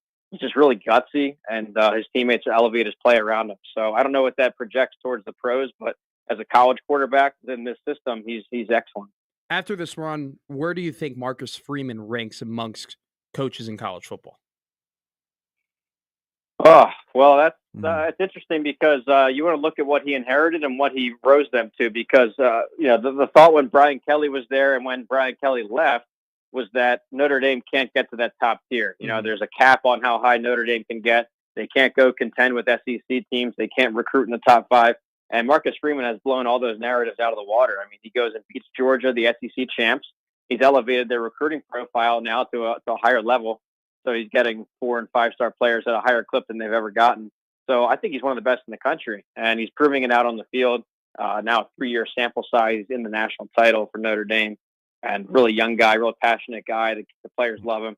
So in a sport without a lot of guys with national titles on their resume, he's certainly getting close. He's up there. So he is, I've been saying this for a while, and I'm a huge fan going all the way back, hell, even at Purdue, but at Cincinnati, where I had a chance to interact with him. He has made Notre Dame likable. He is always really composed, and you can tell how he connects with his players.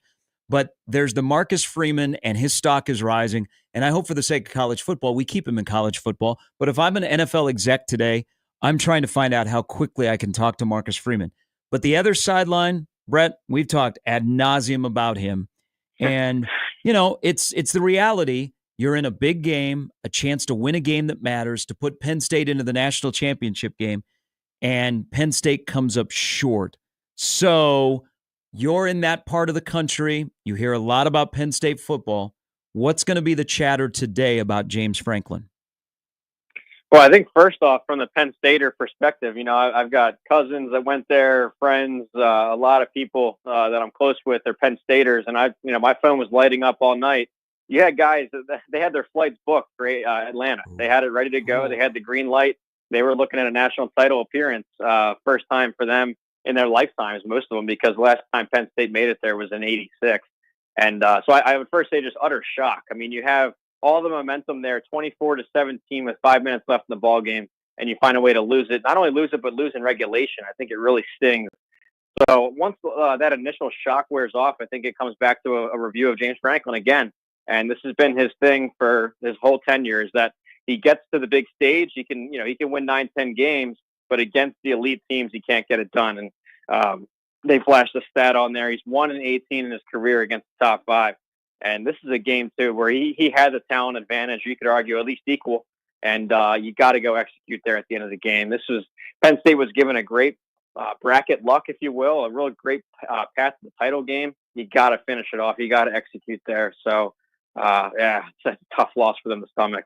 Brett, you have a really good temperature on just recruiting and transfer portals, and especially when you make your college football preview, Pick Six preview at the beginning of the year. I'm kind of stealing Gary's point here from our conversation earlier in the show, but how in the heck does a team like Penn State not have elite wide receivers? I mean, how do you go to a college football semifinal game and have 0 receptions from wide receivers in that? Where has that gone wrong for that team?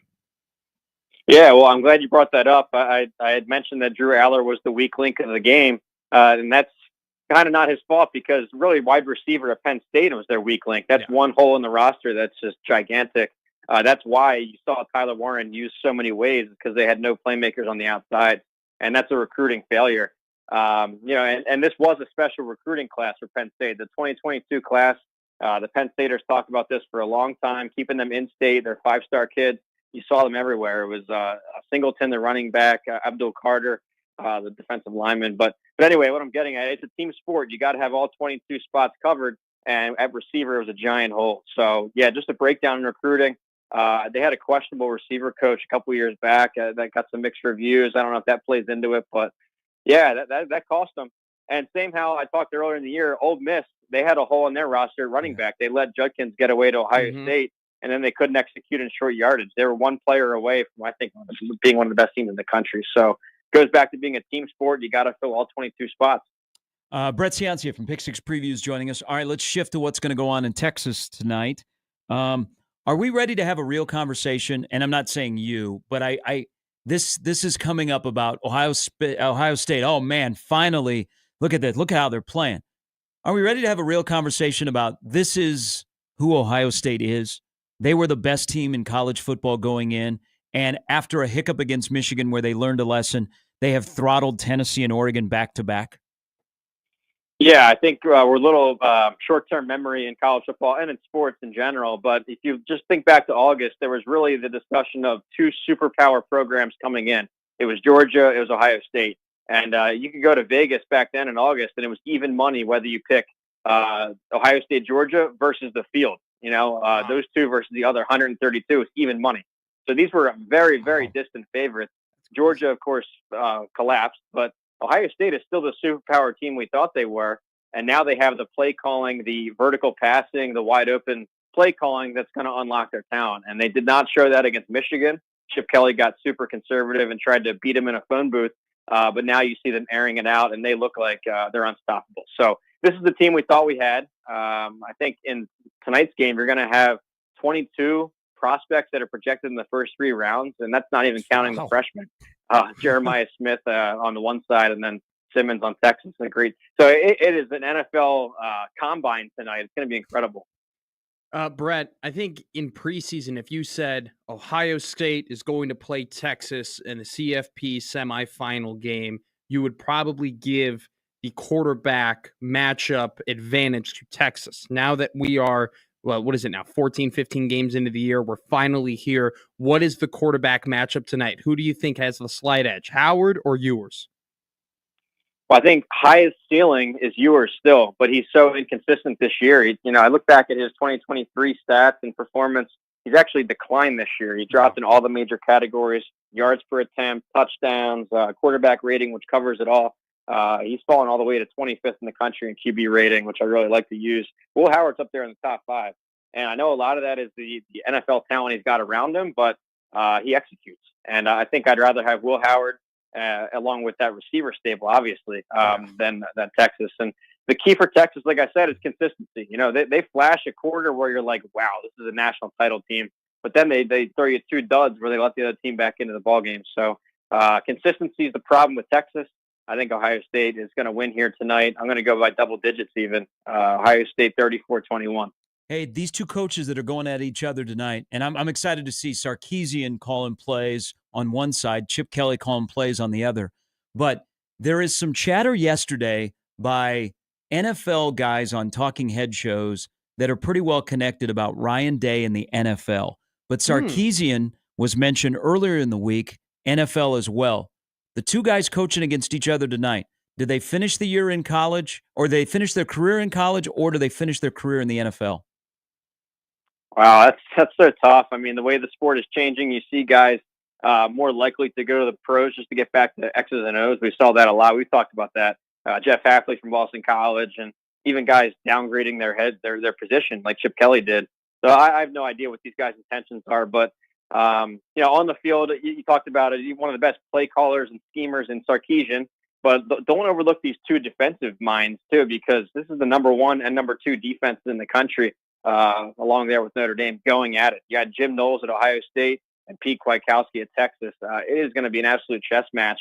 I can't wait to see it. Have you ever seen a freshman like Jeremiah Smith before, Brett?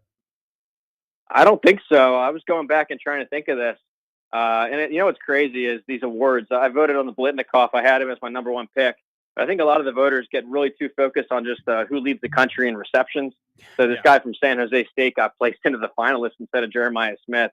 I think it's crazy. So when they cut it down to 3 finalists, he wasn't even named as a finalist. So, he's incredible. He's drawing already first-round grades if he left tonight.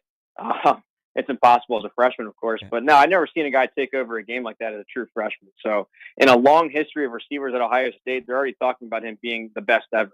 Hey, we'll get chatter on this. If Ohio State wins tonight, we get Ohio State, Notre Dame. So we get major blue bloods, big game in Atlanta. But it would be the second straight year that somebody from the North would win the national championship. How big of a deal is it for the sport that could happen? And also in this year, we could have 2 northern schools playing for the title.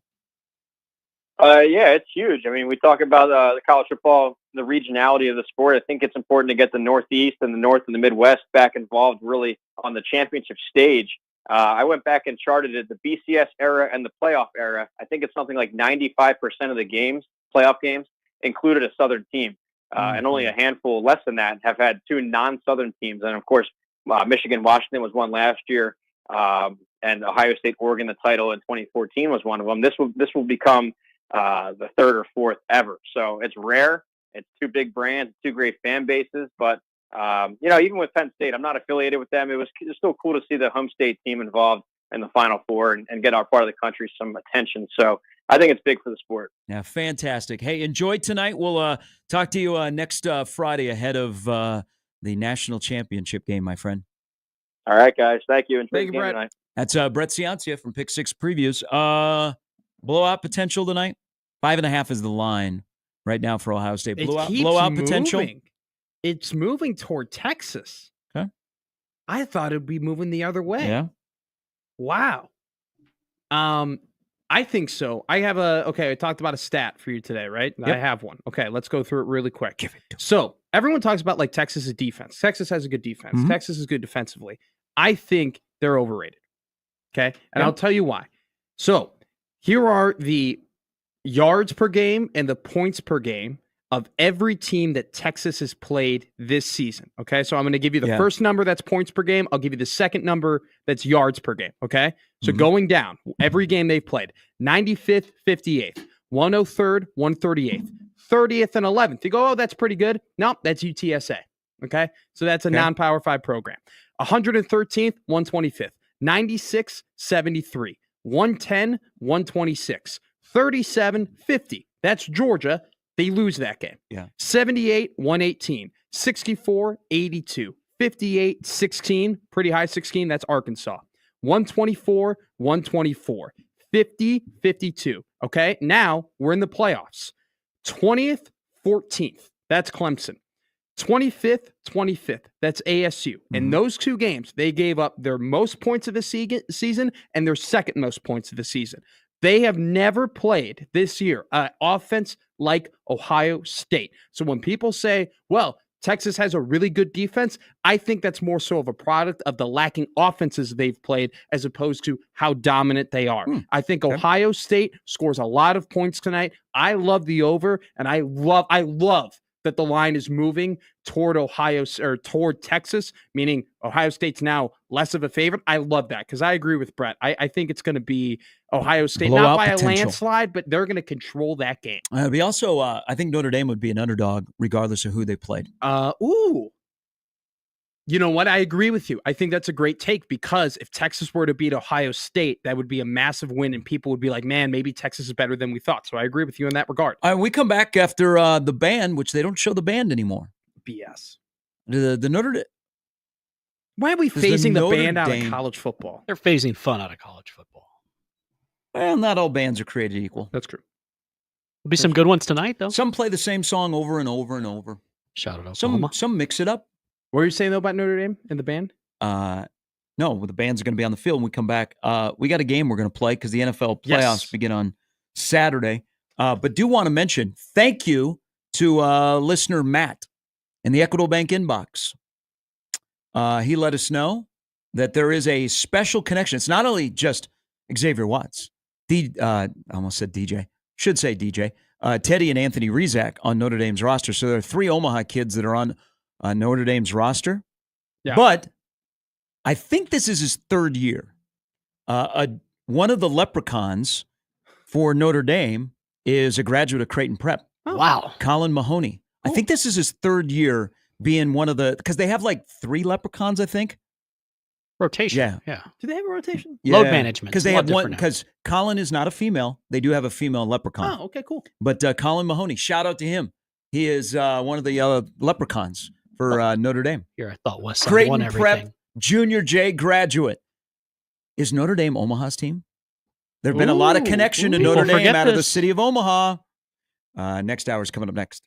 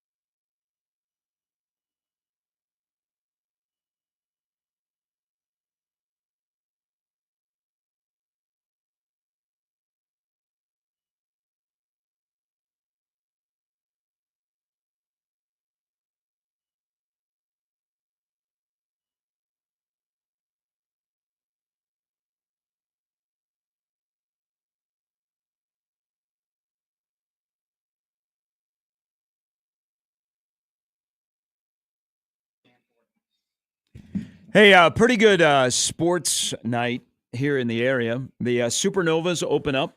Yep.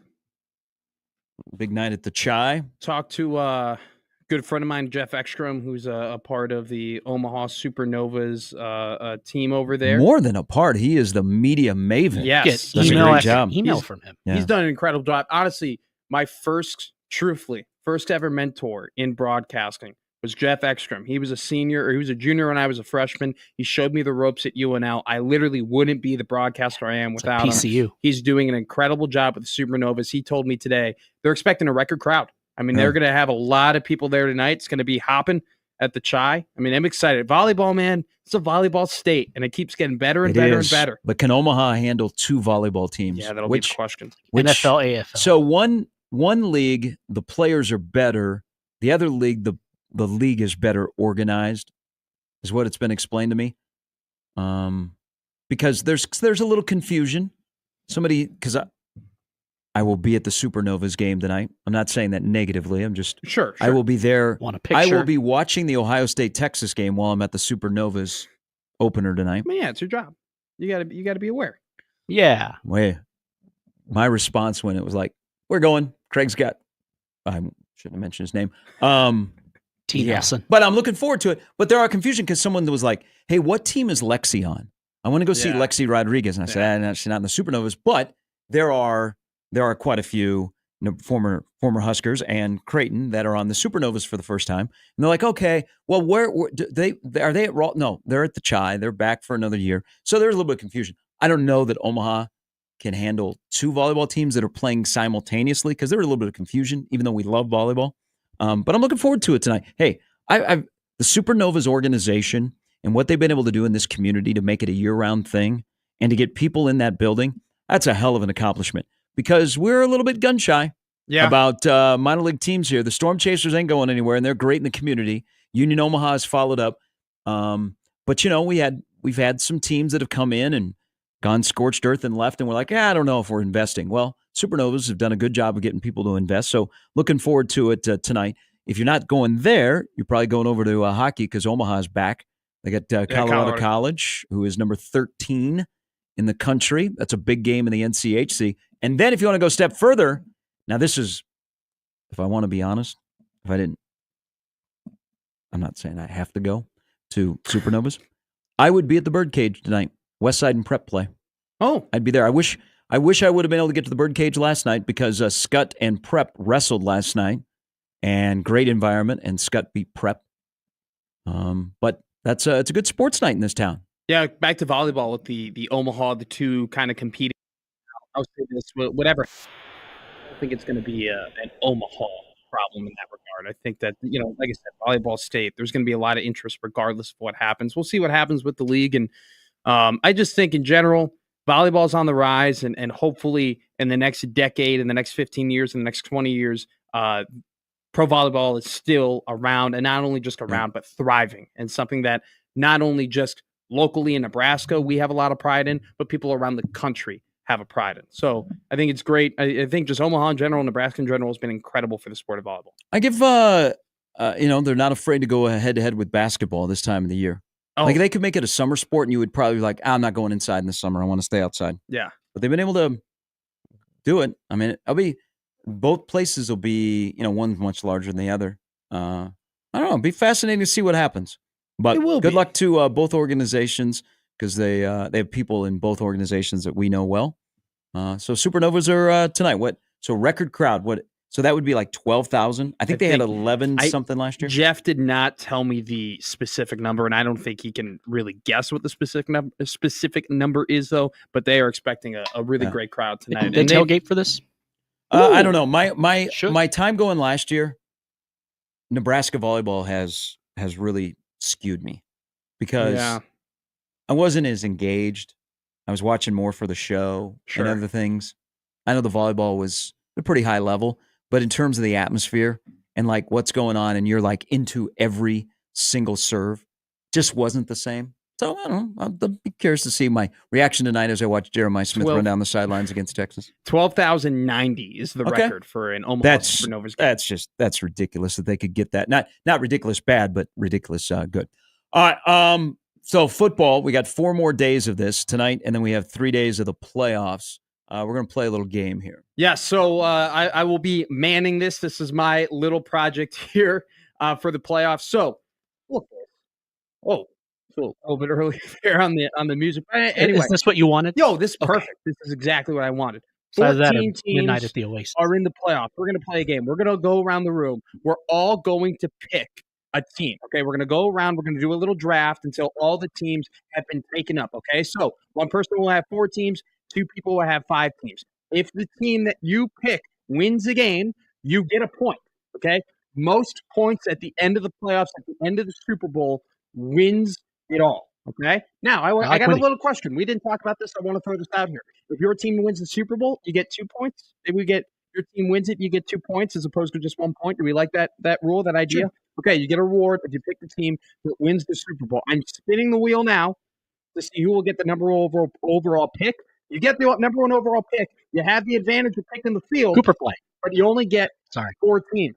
The number 1 overall pick goes to our producer, Jimmy Chavez. Me? Oh, Ooh. man. So we'll go from Jimmy, then we'll go to Gary. Oh, I then like we'll go to me. me. I'll get 2 back-to-back picks, then back to Gary and Jimmy. Jimmy, when you hit 4 teams, Gary and I will split the difference between who gets the 5th. So, Mr. Chavez, who is the first overall pick? We're going to go, let's see. My favorite character in Aqua Teen Hunger Force was Meatwad. We're going to go with my favorite meathead. We're going with Dan Campbell and the Lions. Jimmy takes the Lions. Gary, have a feeling. Philadelphia. Ooh. Because they're playing this weekend, and so I have a chance to advance multiple rounds. Oh, my strategy is going to be a little bit different. You're going for points, not necessarily for wins. I like that from you. Look, by the way, Philadelphia, I might put a future on them tonight. I'm going to go with, I get back-to-back picks here. I'll go with the 2 top seeds in the AFC. Give me the Kansas City Chiefs. Give me the Buffalo Bills. Yeah. Okay. I wanted to jump right. Gary, back to you. I will go with the Baltimore Ravens. Okay. I like that. Can it be the year for Lamar? Can Harbaugh get over the hump? Maybe it comes down to a Justin Tucker field goal, which you'll probably miss, and then we won't stop talking about it. I think the only team in the AFC that can go into Arrowhead and beat Kansas City is Baltimore. I mean, really, they not have Buffalo. to run the ball. Are you kind of over your? Is it to see it to believe it with Buffalo for you at this point? The defense has been a little bit shaky. Who's their head coach again? Sean McDermott. Yeah. Thank you. Jimbo. Marv Levy walks in.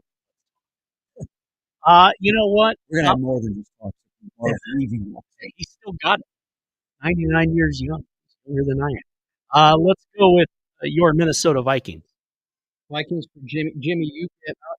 Did we go to Christmas music there? Yeah, that's not what I was going for. Jimbo, you get what you will go. We'll go back to back. Get another one. You want the teams that you have available here? Yeah. You have Chargers, Texans, Steelers, Broncos, Packers, Commanders, Buccaneers. I need a team that might go on a heater. Yes. But I need to do somebody in the AFC, so I'm going to go with the Chargers. Okay. Good pick. Do yourself before you do others. That's what Jimmy goes with. Middle school. Back to you, Mr. Sharp. I will go with, I think this will be the most exciting game of the weekend. It'll be Sunday night on NBC. Washington learned their lesson. They beat by Tampa Bay early in the year. Did that. Nobody knew who Jaden Daniels was. They were very like the Blaine Kelly break in. I would go with the Commanders. Oh, okay. I don't know. I love what Baker Mayfield's doing, and Mike Evans is a slam dunk Hall of Fame. I mean, what a moment that was. I think that was the one that we didn't talk about enough, underrated. He finally got 1,000 yards, ties Jerry Rice's record. He'll go down as, I don't know, now that he tied the record, I used to say he was the most underrated wide receiver, but now I think he's getting properly rated. Without a doubt. Okay, you know what? Sharpie, I'm going to combat you. I'm going to go with the Buccaneers. I totally agree with you. I think it's going to be a combative game. I absolutely love Baker Mayfield. I've loved Baker Mayfield since he was in Oklahoma, since he was at Texas Tech. Underappreciated, underutilized, not valued enough in Cleveland. Makes this run in Tampa Bay. Who's paying this guy $30 million a year? All right, Buccaneers for me. I'm going to do it. Bears. I'm going to take the Packers. I just think it pains me, but they're one heck of a team, especially if Jordan Love is healthy. Gary, back to you. About the Packers, and you're biased on this. This is more for Jimmy. Any expectations for Green Bay? Zero. I haven't talked to Joey all week, so I know he's really down on them. I'm just gonna say, I don't mean to be that guy, and I know you said it didn't count, but I think that losing the Bears might have zapped the wind out of some sails there. I'm just saying, I think it didn't count. I was watching ESPN yesterday. They only have Green Bay playing 16. Love against that Philadelphia defense. But like last year, there were really not a ton of expectations for Green Bay, and they went on a run. It helps. I don't know what the expectations are this year. Watson is out. Love is banged up. They have Josh Jacobs. I still don't know how Green Bay got to the record they had. You look at the roster. The expectations are the Bucs are on the heater. My thing is that Matt LaFleur should be coach of the year every single year with that wide receiver core that they have. The offense. I mean, they won a couple games with Malik Willis as their quarterback running the ball like 80%. Remember when the year began in Brazil? Well, you mean the South American champions, the Philadelphia Eagles? The Eagles have 6 titles this year. Pennsylvania State title, the Ohio State title. I just want them to win the title in this competition. Just my pick. Yeah, it's your pick. The Los Angeles Rams. I like that. That's going to be a rematch of the Mud Bowl. You got to feel for the Vikings. They go 14-3, and they got to go on the road to play a really well-coached and offense LA Rams team. Which, by the way, they lost to earlier in the year too. Jimmy, your last team. You got the Lions, Vikings, and Chargers. Yeah, who's left? Texans, Steelers, Broncos. Gross, sir. And I guess process of elimination will go with the Broncos. Derek, Texans, Steelers. You know what? Oh, so hold on here. Okay, so this is from the Chiefs' perspective about Denver. I think the line is too high. Really? It's 8.5. I'm not sold on Buffalo's defense. I think so. The screen game could be a big part of it. I like the Broncos defense, and I'm going to give you. Here's my stat of the day. You ready? Yep. Sean Payton against head coaches that are bald, 30-12. That's a stat. That is a stat. Good thing Robert Saleh. Who the hell has the time to find who at the Elias Sports Bureau is going through the record books of being like bald, not bald, bald, not bald, win, loss, win. Who's doing that? Depends how much does it pay and are they hiring? I got. What is the best sport for bald gentlemen to coach? Basketball, by far. I would say best sport to coach for bald gentlemen is basketball, but best sport to coach for fat gentlemen is football. Best sport to coach. I think he just took a crack at your football coach and his future not football a crack, coach. Not a crack, a compliment. Big Mike. Wait, Big what? Andy. Frank Layden. I mean, Andy is like robust. When do you mean Andy is robust? Andy's fat. Rotund. Andy's a fat guy. But he's one of the greatest head coaches of all time. So, like, it's not an insult. It works for him. Enjoys a good burger? Who doesn't? Yeah. Andy Reid, the myth is that he goes to steak restaurants and he orders 2 steaks. No, that was Mangino. You're up on Mangino? Okay. He was a portly fella. Hell of a coach, though. So, I wonder how many other football coaches are bald because they all wear a hat. Yeah, it's like golfers. Like you see golfers and you're like, oh, I didn't know he didn't have any hair. Or they have the tan line. Yeah. The hat line. Kind of like when Jim Kelly went bald. And you're like, I'll never so forget. McDermott is bald. I'll never forget when Jordan Spieth took off his hat, and my mom was like, "Oh, he's cute. He's a good-looking guy." Like, "Oh my god, good for golf." Takes off his hat. I'll never forget it. She goes, "Oh, honey, oh no, it was bad." Hockey though, so like, I would want a fat coach for football, a bald coach for basketball, and then like a hockey coach. They got to watch yourself. Bruce Boudreau is going to come after you. They got to have a good head of hair, fat and bald. That's no way to go through life, kids. Very fat, drunk, and stupid. Does that mean you're out on Scotty Bowman? Barry Trotz. Scotty Bowman. No, Scotty Bowman did not fall into the category of fat. No, later. He got bigger. Later he had fat. less hair. Like Tortorella, though. Mm-hmm. Like Torts has always had a good head of hair and has always looked good. Babcock, which he's been canceled, but he's always been in shape. He's always had a good head of hair. Look at Laviolette. Laviolette is losing hair, but he's still fit. He's still in shape. Dave Hackstall, great one. Quenville had a great head. He's still gray and he's got a good head of hair. You got to have. That was a killer mustache. Oh, it's the best mustache. So There would be people who go to Blackhawks games. They have like a gray mustache. Like that was kind of Barry Melrose with the Kings. Melrose is a good one. I'm trying to think of other. Well, he got fired, but Luke Richardson, he was the kind of looked like an older version of you. A little bit. That's a compliment. So I have 30-12 against bald head coaches is Sean Payton. So Jimmy took the Broncos. You have either I feel better about that the now, Texans or Steelers. I think it's pretty obvious. The fact that the Steelers are a mess and is Mike Tomlin not going to be in Pittsburgh next year? I think actually has to be a discussion. But in for who? For the Steelers or for Tomlin? Well, Steelers are stuck. They'll move Pickens at the end of the year. If Russell Wilson doesn't play well tomorrow, they will move him. Arthur Smith wants to play Justin Fields. They should play Justin Fields. I think he has a more chance to have explosive offensive plays. Exactly. Here's the deal. Their roster is not constructed very well on that side of the ball. And it hasn't been. They did not replace a franchise quarterback. Think about this. And so they're struggling. They're almost the Steelers look like they're out of gas. But boy, they look great against the Chiefs. They look great against the Chiefs. That shows you how great a win that was. A little bias there. But they've lost 4 in a row. But the whole chatter about Tomlin, and I think the Steelers need to get out of being the Steelers. All right, the Patriot way is dead. The Steeler way might be dead. Oh my! The Steelers need to stop being the Steelers. They need to stop winning 10 games a year and going to the playoffs and giving themselves. Are they going to the playoffs consistently? Yes. So you've lowered the bar at a place that is built on Super Bowls? So do the Ravens have to stop being the Ravens because they're in the same boat? They keep making the playoffs and they keep losing. But I don't think the expectation, the franchise is not Super Bowl. Yeah. The franchise, with the Ravens, the expectation with Lamar and Derrick Henry, and last year when they were the best record in the NFL, in the AFC, the expectation was very much Super Bowl. But when you're the Ravens. Steelers, but when there's you look only at the one Steelers, expectation. Super Bowl. Yeah, and it's when like you the look Cowboys, at the Ravens, even it's when the they're Super bad. Bowl. It's the same. They're in the same boat. They have 2 longtime head coaches with a not history, but I'm talking about the last 15 years. Well, we're talking about the Steelers. The expectation is, we'll just have a winning record. I think that's an albatross. Yeah. Like the Yankees saying, if we just get the wild card, we're good. Look,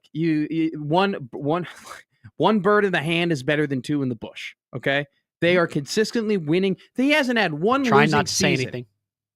He's had one. It hasn't had one losing season in the time that he's been the head coach. All they've done is win games and go to the playoffs and play a consistent brand of football. And when they had a franchise quarterback and when they had a superstar, they won a Super Bowl.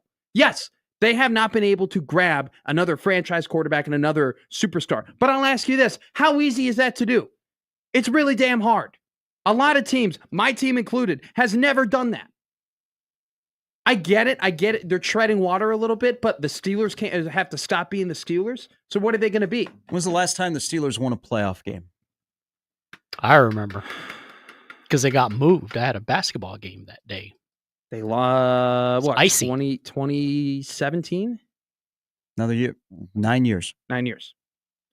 They're consistently there. They're consistently at the playoffs. As the fan of a guy, I'm a fan of a team who's won 1 playoff game in the last 14 years, who's had 3 winning seasons in the last 14 years. I'd kill to be a Steelers fan.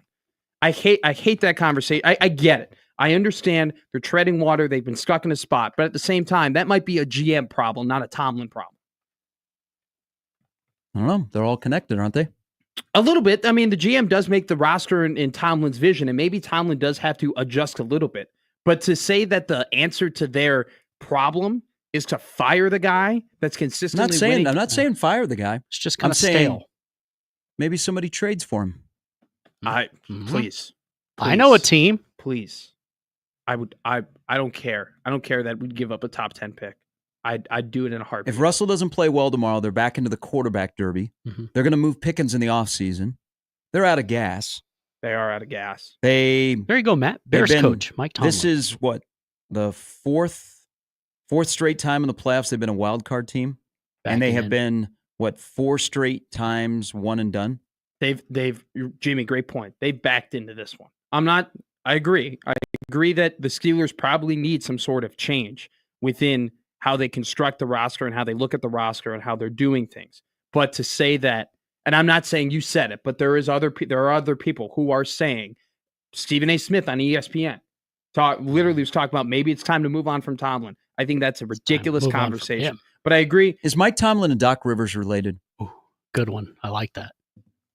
They've had great success. Both have won one championship. But they've won one championship. I think but the perception is they are the best coach. Well, maybe not so much with Doc, but they're up near the top of their respective sports. I don't think Tomlin has been dealt as many great hands as Doc Rivers has been dealt. Everywhere Doc Rivers has gone, he's had some sort of superstar. And other than the fact that when he had 3 of them, and you can even argue 4 of them with peak Rajon Rondo, other than the time where he had 4 of those dudes, he hadn't won a title. But he had it made with Blake and Chris Paul. They could never get to the Western Conference Final. He had it a pretty good team with Joel Embiid and Jimmy. Or was Jimmy on the Sixers at that point? But they still had Joel. They still had Tobias Harris. They still had Ben Simmons before he got broken. Now he's at Milwaukee. He's got a superstar in Giannis Antetokounmpo. There have been times where, Mike Tomlin made the playoffs with Kenny Pickett, Mitchell Trubisky, and Mason Rudolph as his quarterback. Tomlin hasn't been dealt nearly as many good hands as Doc Rivers has, but I think the sentiment, you're right there. They have been riding the coattails of winning one Super Bowl and being consistent winners for a very long time, and maybe they are overrated, and maybe Mike Tomlin is an overrated coach. No, I don't think he's overrated. I'm just saying they're stuck. They are stuck.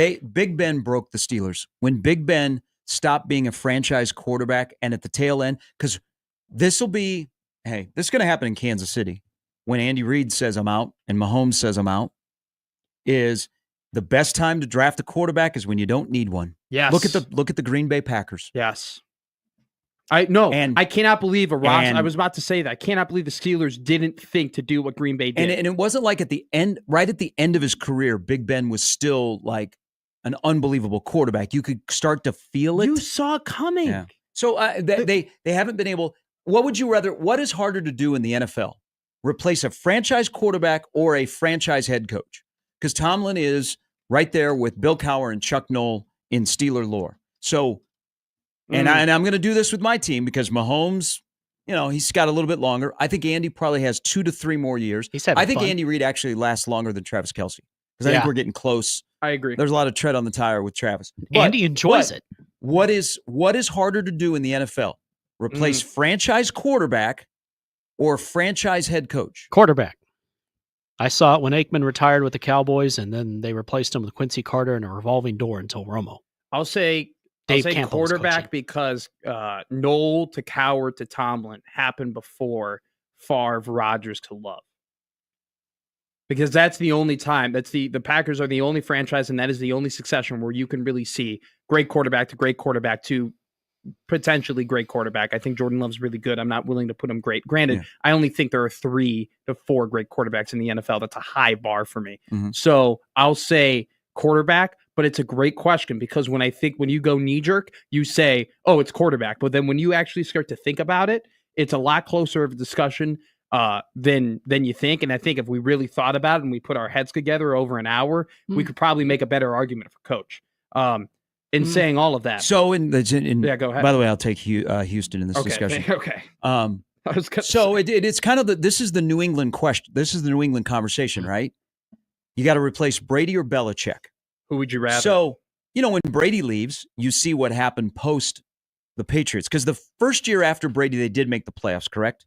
Yeah, and at one point they looked like a really, really one of the top teams of the AFC. Then they went to Buffalo and they played in a really bad snowstorm. They fell apart. So, and New England hasn't been able to get the quarterback position fixed until now because I think Drake May. Yeah, I don't know Drake May will enter your top tier, but Drake May could be a good quarterback. He's going to be in the NFL. He could be Grogan-like. He's a good enough quarterback that he would attract a good head coaching candidate that goes, I could coach him, but. Look at the fall off from Brady to the 1 year. They still made the playoffs. Look at the fall off from Belichick. And again, they made a poor hire, but the fall off from Belichick to this past year. I mean, this is a New England Patriot conversation, but Kansas City's going to have this conversation. Yes. But I'll say this. Kind of Seattle had this conversation because Russell in Seattle, much different than Russell, Denver, Pittsburgh. He was up in those top tiers, and you had Pete Carroll with him. Russell Wilson gone, Pete Carroll gone. Now, Pete Carroll got fired, but... What's harder, though? I think the question will be this, and this is an argument for a quarterback. It's pretty easy, though. It's hard to go great coach to great coach, but it's pretty easy to go great coach to good coach. It's pretty hard. I mean, how often have we seen a team go from great quarterback to then just good quarterback, right? Because I feel like the fall off is you go from great quarterback to, oh crap, to then, okay, we finally figured it out. But like, let's look. Yeah, Drew Bledsoe. Like, let's go and look at Philadelphia, right? Doug Peterson was a good coach, right? They move off of him. They go and get Sirianni, who was a good coach.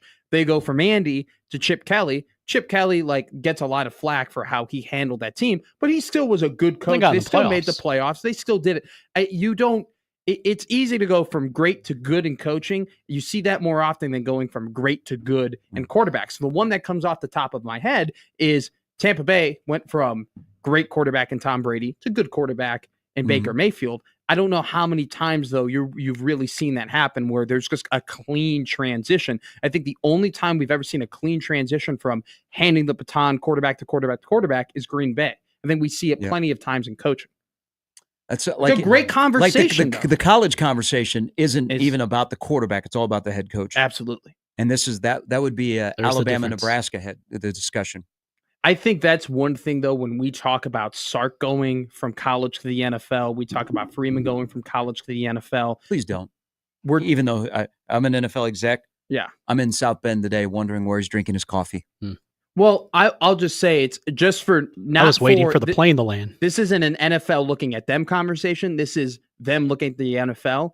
Both those guys have been able to build great teams and win big games, despite the fact they don't have great quarterbacks or great quarterback play.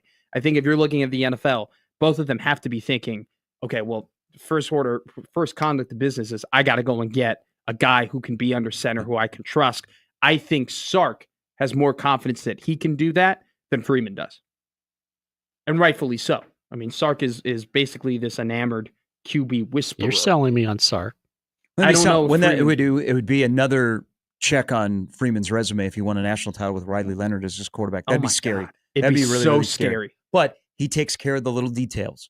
They play defense and they play special teams. Man, who, by the way, Notre Dame is reaching a little bit of Iowa level in terms of when I watch them play special teams, the way they punt, the way they fly down the field. And shout out Mitch Jeter. Coming into this college football playoffs, a lot of people were being like, I don't know if Notre Dame can make it all the way that far because their special teams have been bad. They've had the worst field goal kicking in the country. That kid has stepped up, and that's why I love college football. Mike Schaefer, Matt Verzal, before we're done. So you stuck with Pittsburgh?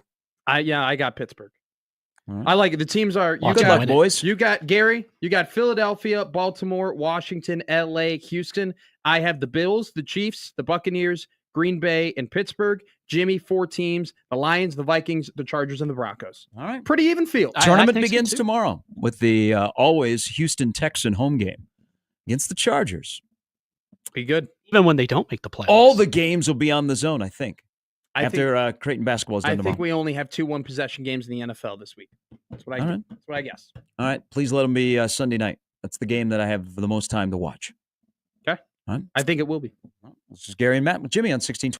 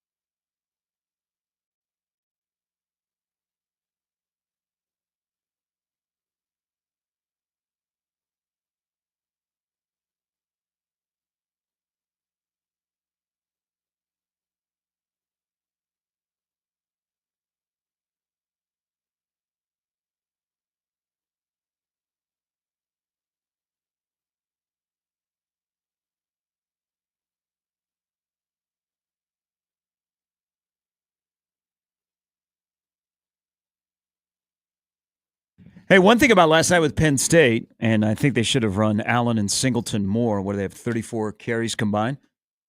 Penn State could use 2 running backs at one time. Yeah. Huh. Oh, it's crazy how you can pull that off. Oh, it's almost like Ohio State, who's the best team in the country right now, does that too. Make me think of Dan and Seabuck. Crazy. Crazy. All right. I guess it's possible to have 2 bell cows as running backs in college football, huh? Only 34 carries. Should have had more. Should have been like 45, especially with how they were actually running the ball too. Couldn't agree more. Tonight, Ohio State and Texas. The championship game's on the 20th in Atlanta. Notre Dame against. It's late. Ratings are going to be, again, they're going to look like a phone number. We'll get to Greg McElroy. I brought it up at the beginning of the show, and people had some thoughts on McElroy and McDonough last night. But first here is Mike. Good morning, Mike. Thanks for the phone call. Hey, good morning, Gary. Good morning, Matt. Good morning, Mike. How are you, man? I'm good. I'm good. Sorry if I'm a little late on this. I don't know why I can listen to you on the stream. That's fine. But anyway, we was talking about quarterbacks or coaches. Yeah. I'm a huge Packer fan my entire life, and coaching's harder. As great as Brett Favre was, and as great as Aaron Rodgers was, and the jury's still out on love. I don't know yet, but Mike McCarthy's horrible. He was terrible. We should have had so many more Super Bowls, so many more. I mean, we had the team, and we just, Brett Favre won, and Aaron Rodgers won. Seriously, we had a all-pro quarterback for 30 years, and we got 2 Super Bowls. It's terrible. Terrible coaching. I understand your sentiment, Mike, but let's go to McCarthy real quick. Let's talk about him. So LaFleur has been the coach for the last couple of years. He's won a ton of games, but he had 2 years, back-to-back years of MVP Aaron Rodgers, and they didn't make the Super Bowl.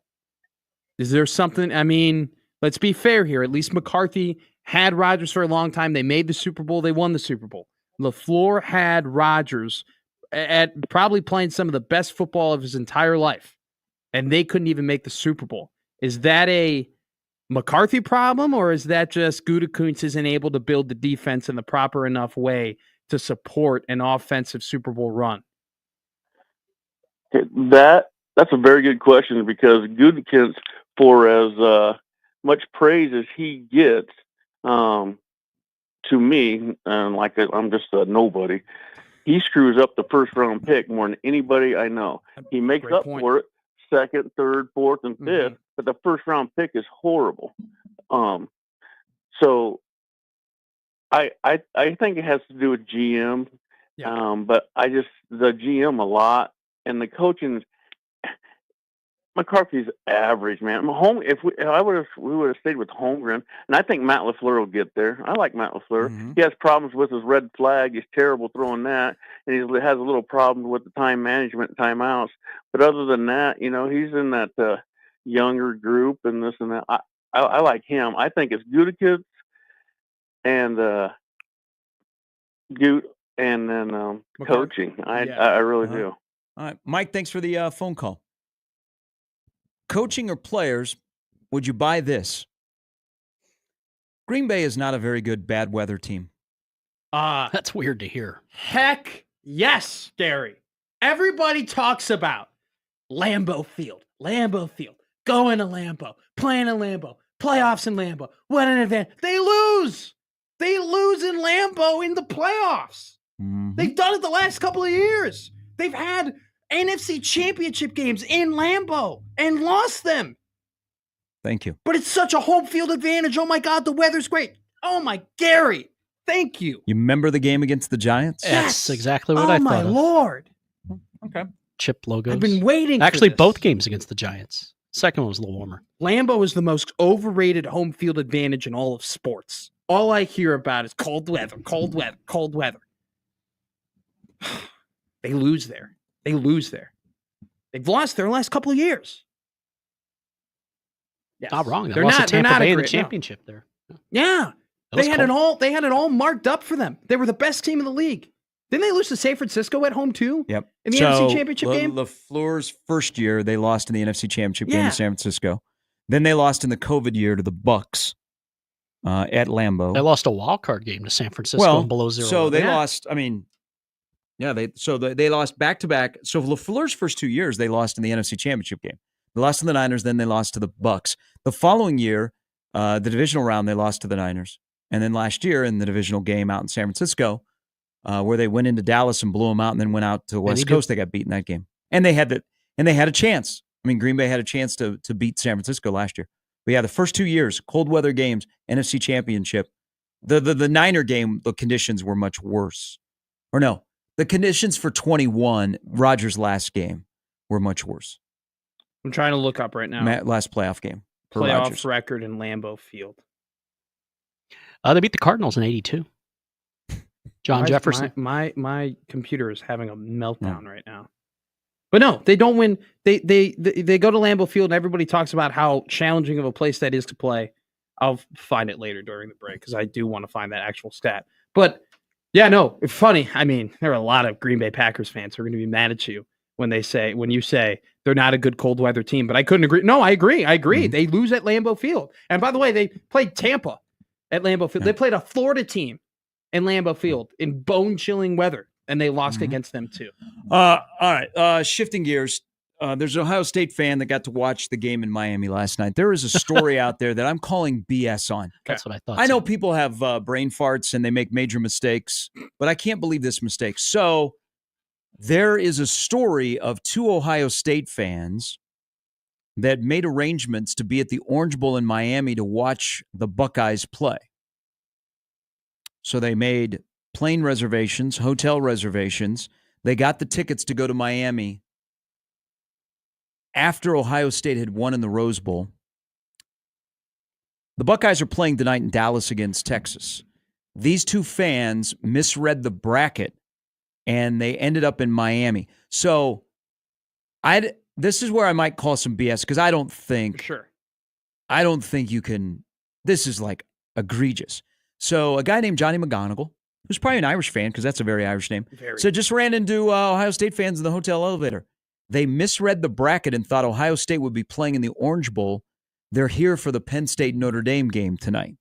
He went on to say they look like students. They said they misread the bracket. Didn't say if they literally misread and booked or misread how it played out, thinking Ohio State would play in the Orange Bowl and they booked weeks ago. Either way, it's funny and stunned that they did not sell. Do we think this is a real story? Because I think this is made up. Well, I think this is a made-up story because there is nobody that dumb when it comes to your team that would make this much of a mistake. There are dumb people like that, but not like dumb this. People in the world. I'm dumb. I would not make this mistake. I think this story is made up. Here's why I don't think it is. Wouldn't they? Oh, here we go. You think it's true? Somebody who's a student would say, "Oh, it's easy to make that mistake." No, it's not. It's not. But made up. Wouldn't they be the ones breaking the story? Like if it was made up, like wouldn't they be the ones who are wanting attention? Wouldn't they be the ones who are posting pictures and telling people, "Oh, look how dumb we are"? Wouldn't they be the ones who are like, "Hey, trying to go viral doing it"? Like not some random Johnny McGonigal guy who just tweets it out or great name. post a article about it. Like wouldn't they be the ones at the forefront if this was made up to try and get the attention? I don't think it's true. I think it might even be Johnny. I think Johnny made it up. Let me see how many. Johnny's got 20 or 2.9 million views on this tweet. Well, maybe Johnny did make it up then. Maybe they don't exist. Johnny saw the forecast for Dallas. Let's go through the breakdown of this, right? So when you're a fan and you're buying a ticket to go somewhere to watch your team, what's the first thing that you do? You look up what the ticket prices are. You look up the schedule first. Okay, I would look, if it was a big game, I would look at what the ticket prices are. First thing, what are the ticket prices? Okay? During that time, you go, okay, Ohio State versus whoever, right? Mm-hmm. Okay, then you go, right there, when you buy the tickets, it says where the game is at, what stadium it's at, where you have to go. So after you look at the ticket prices, you know exactly where the location is. So, again, I'll take things that didn't happen for 200, Absolutely. Alex. Continue on. But then, you were saying that this is a possibility. Well, I'm saying, though, I can't believe the Admiral went to Ohio State. I thought that was a better academic institution. I'm saying They're that world if famous. it were real, I feel like these guys would be trying to break the viral story. My next question is, wouldn't these guys be telling their parents, their family members, their friends, the people they're in group chats with, hey, me and him are going to the game in Miami, and everyone would be like, aren't they playing in Dallas? Wouldn't that be immediate? Wouldn't there be multiple people telling them, hey, maybe these guys are just two losers with no friends who only have each other and stuck in their own bubble? And What if they lied to this reporter? They punked him. Is it so? McGonigal he's not a random dude. He's just he's Johnny. He's Johnny, and you can't be a random dude if you go by Johnny. A couple of things here. Professor McGonigal relations on the Johnny McGonigal on the email. This appears to be from a Michigan fan. This is from Morning, Lance. Eddie. Oh. He said, "You're inferring that Ohio State fans can read, even poorly. I don't know, bro." He goes, "You have to understand about the statewide population of Ohio." By the way, while we're talking about Ohio, shout out to Nathan, listener from Shelby, Ohio. Hooked me up with cigars. Love you. Oh, cool. He says the statewide population of Ohio has a combined IQ of my credit score. And he goes, finally, I think this guy is getting duped or he made it up because this is the dumbass story of the century candidate. I'm not saying it's real, but I'm saying I feel like if someone was trying to do it for the viral stupidness of it, they would post it themselves, not Johnny McGonigal. But I still don't understand how the hell that happens. And then to follow through with it. Also, too, when you're buying a ticket to the game, they would have booked the flight, booked the hotel, and they go, okay, let's buy the ticket. And the ticket would have said they're in Dallas.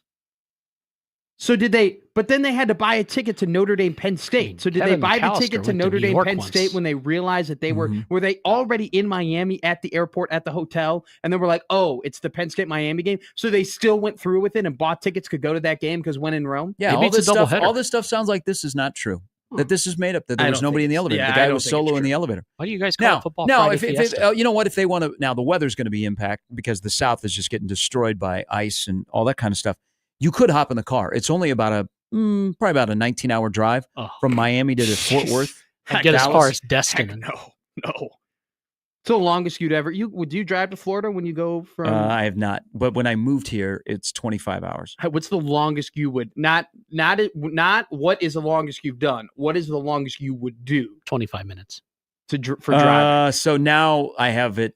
From here to Chicago or here to Denver is probably my max. Okay, so you like driving, hours. right? I do like driving, but I get bored. Okay, and so after that, I'm like, I'm going to fly. My limit is 9. Okay, 9 is the highest I'll go. Probably when I was younger, I loved to drive. So 9 to 13 would be like that. That drive from South Florida to Omaha was 25 hours, and you get stuck in traffic in Atlanta. You go through Nashville, you go through St. Louis, all that kind of stuff. You go through Kansas City. It just was a long drive. My friend Graham, wicked smart guy, he loves driving, and he often would do a drive from Auburn, Alabama to Chicago, Illinois. Damn. Very often to see his girlfriend, and would do it pretty once or twice a month. That explains it. So I've driven. I've not driven Fort Myers to Omaha and back, but twice I went to the Orange Bowl while I was in school. Yeah, and drove from Lincoln to Miami. Not alone, I'm sure. You got a group. Yeah, no. We were. It was like 4 of us. Okay, isn't that Florida drive? Once you get into Florida, that's when the drive begins. That's So when I first moved, because I was living on the East Coast, when I first moved to Florida, and I weaved my way because I stopped off in Charleston. I was living in Charleston for a bit before I got the job with the Penguins. But driving, once I hit the Florida-Georgia border, I still had 7 hours to go. Exactly. And you're not driving on, 75 or 410 or whatever. I had to go through small towns in Florida to get to the Gulf side so I could to get to where I could hit Interstate 4 and then 75 and go south. Yeah. Yeah. I hit Georgia-Florida border and I was like, I still got 7 hours to go before I get to the bottom of the state. That's why it's people understanding how the state of Florida is set out, from my place to Gainesville is about 4.5 hours. My place to Tallahassee people is don't get it. 7+ hours. Yeah. But I can drive from my house to where the game was played last night, and I can do it across the alley in an hour 45. Living where I do, I'm closer to Cuba than I am to the Georgia-Florida yeah, border. I was about to say that. Yeah, so You're that's closer why to other countries. Like that's when like people are saying, "Oh yeah, it's just drive across the state," and I'm like, I'm thinking of Nebraska. Like to go from here to the Colorado-Nebraska border, Paso to you're looking Houston. like 7 hours. Yeah, they're like in Florida, like no, you can go from the Gulf side to the Atlantic side, depending on where you are. You could do it like in 2 hours. I'm like, really? Really? Yeah. No, I've become really good with understanding how to get to places from Chicago anywhere within 3 hours, because there is a game you have to play. I think people who know that area know that there are just certain times where it's like, if you're not going to go before this time, then you might as well get a nice lunch, wait until 1 o'clock, wait until 2 o'clock. Like when my dad and I, when we go to South Bend, we're either leaving, we're spending the whole day there, and we're leaving at like 7 a.m. and we're getting through Chicago traffic as quick as possible, or we'll wait until like 1 o'clock, 2 o'clock, and we'll burn through and we'll beat the traffic. But it's like you gotta, like Florida too, and I think even in Omaha and even in Lincoln, it's just like locally, there are times to go, there are times to leave, or whatever. But the whole cross country trips, count me out. It's got. And by the way, for me to go 9 hours, it's got to be enticing. Like the only place that I really go and drive 9 hours for is right here on my hat. Is this place up in Brainerd, Minnesota, because I get to go fishing and I get to be on the lake and I get to be on the water and I get to enjoy that. But if we're just going for like, I don't know, it'd have to be like one hell of a Bears Vikings game for me to drive 7 hours to go and see them play on the road, Mike Schaefer, Matt Verzal in the last hour. Brett chimes in to add to the Packers are a bad cold weather team. They were a 6 seed when they won their last Super Bowl. Do you know who they beat in Week 17 in order to make the playoffs? Not the Chiefs. The Chicago Bears. Many teams have. Maybe if Devin Hess. Nice. That's a good walk-off. That's true. 16-20 the zone.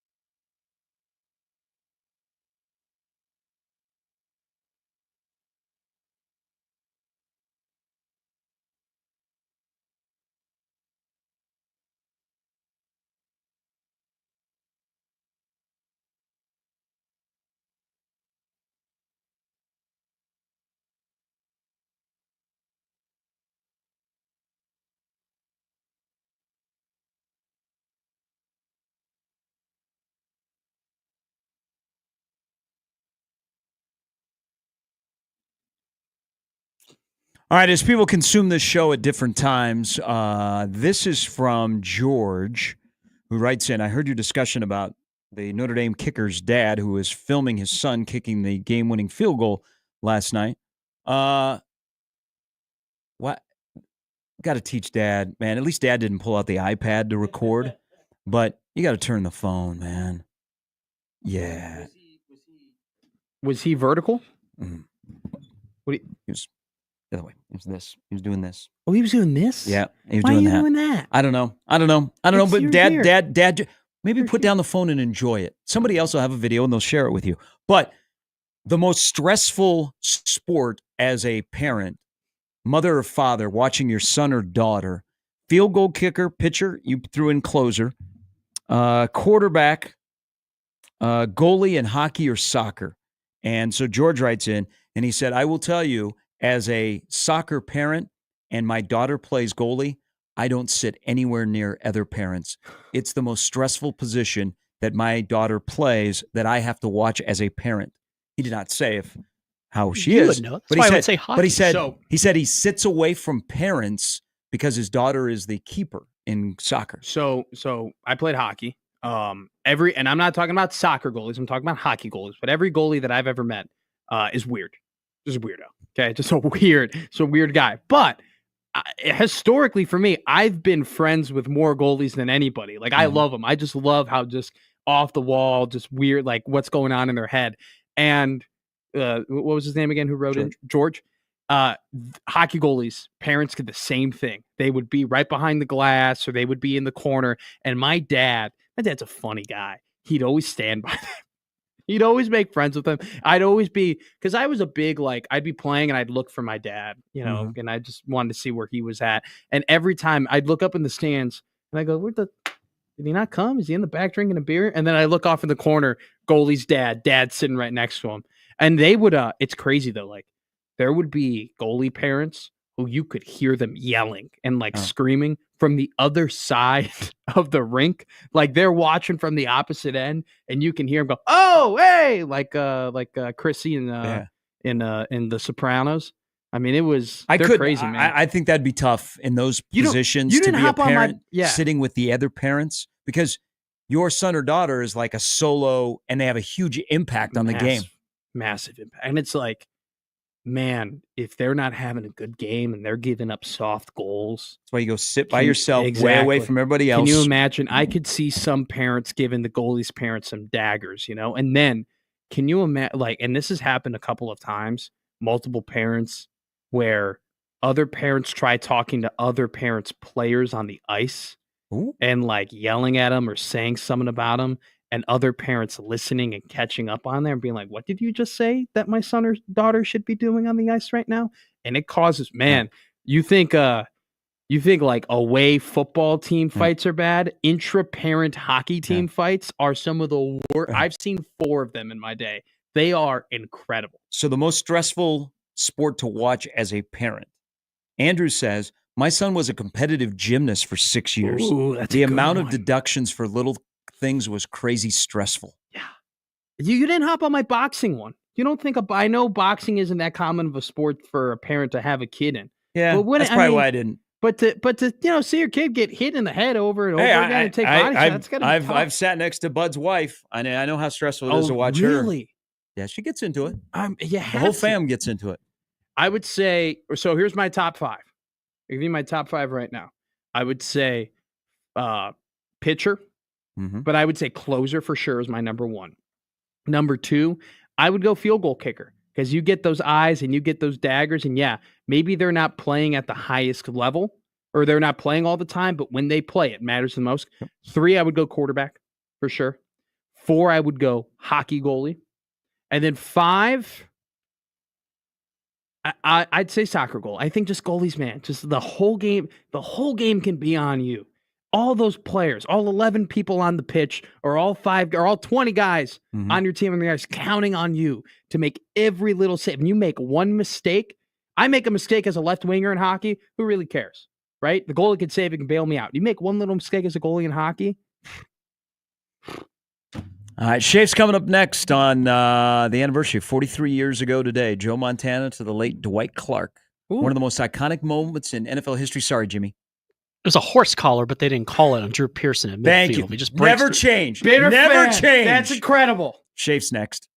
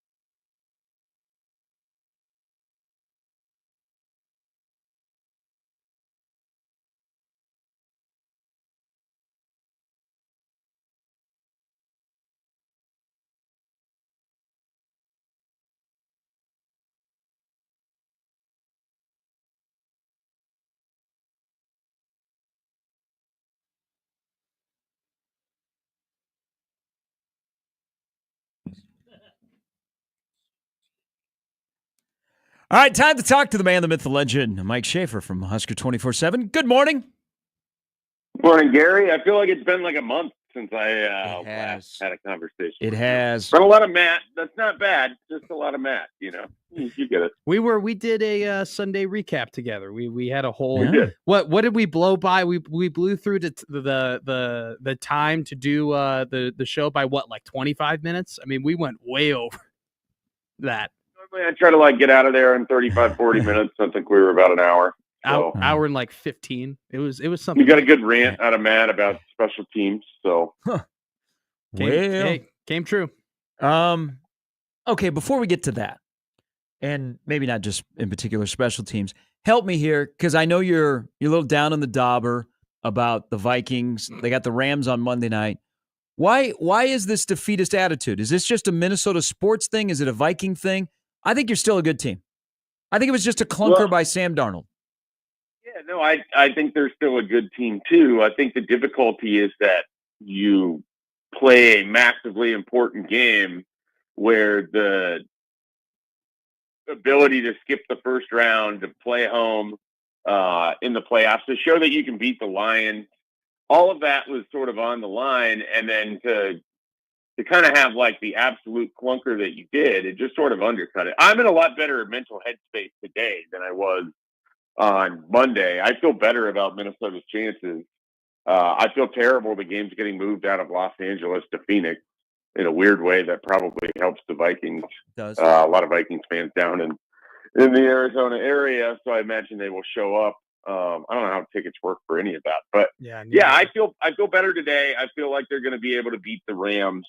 I don't know about anything beyond that, but I think they're a good football team. It's just, unfortunately, a better football team is in their same division.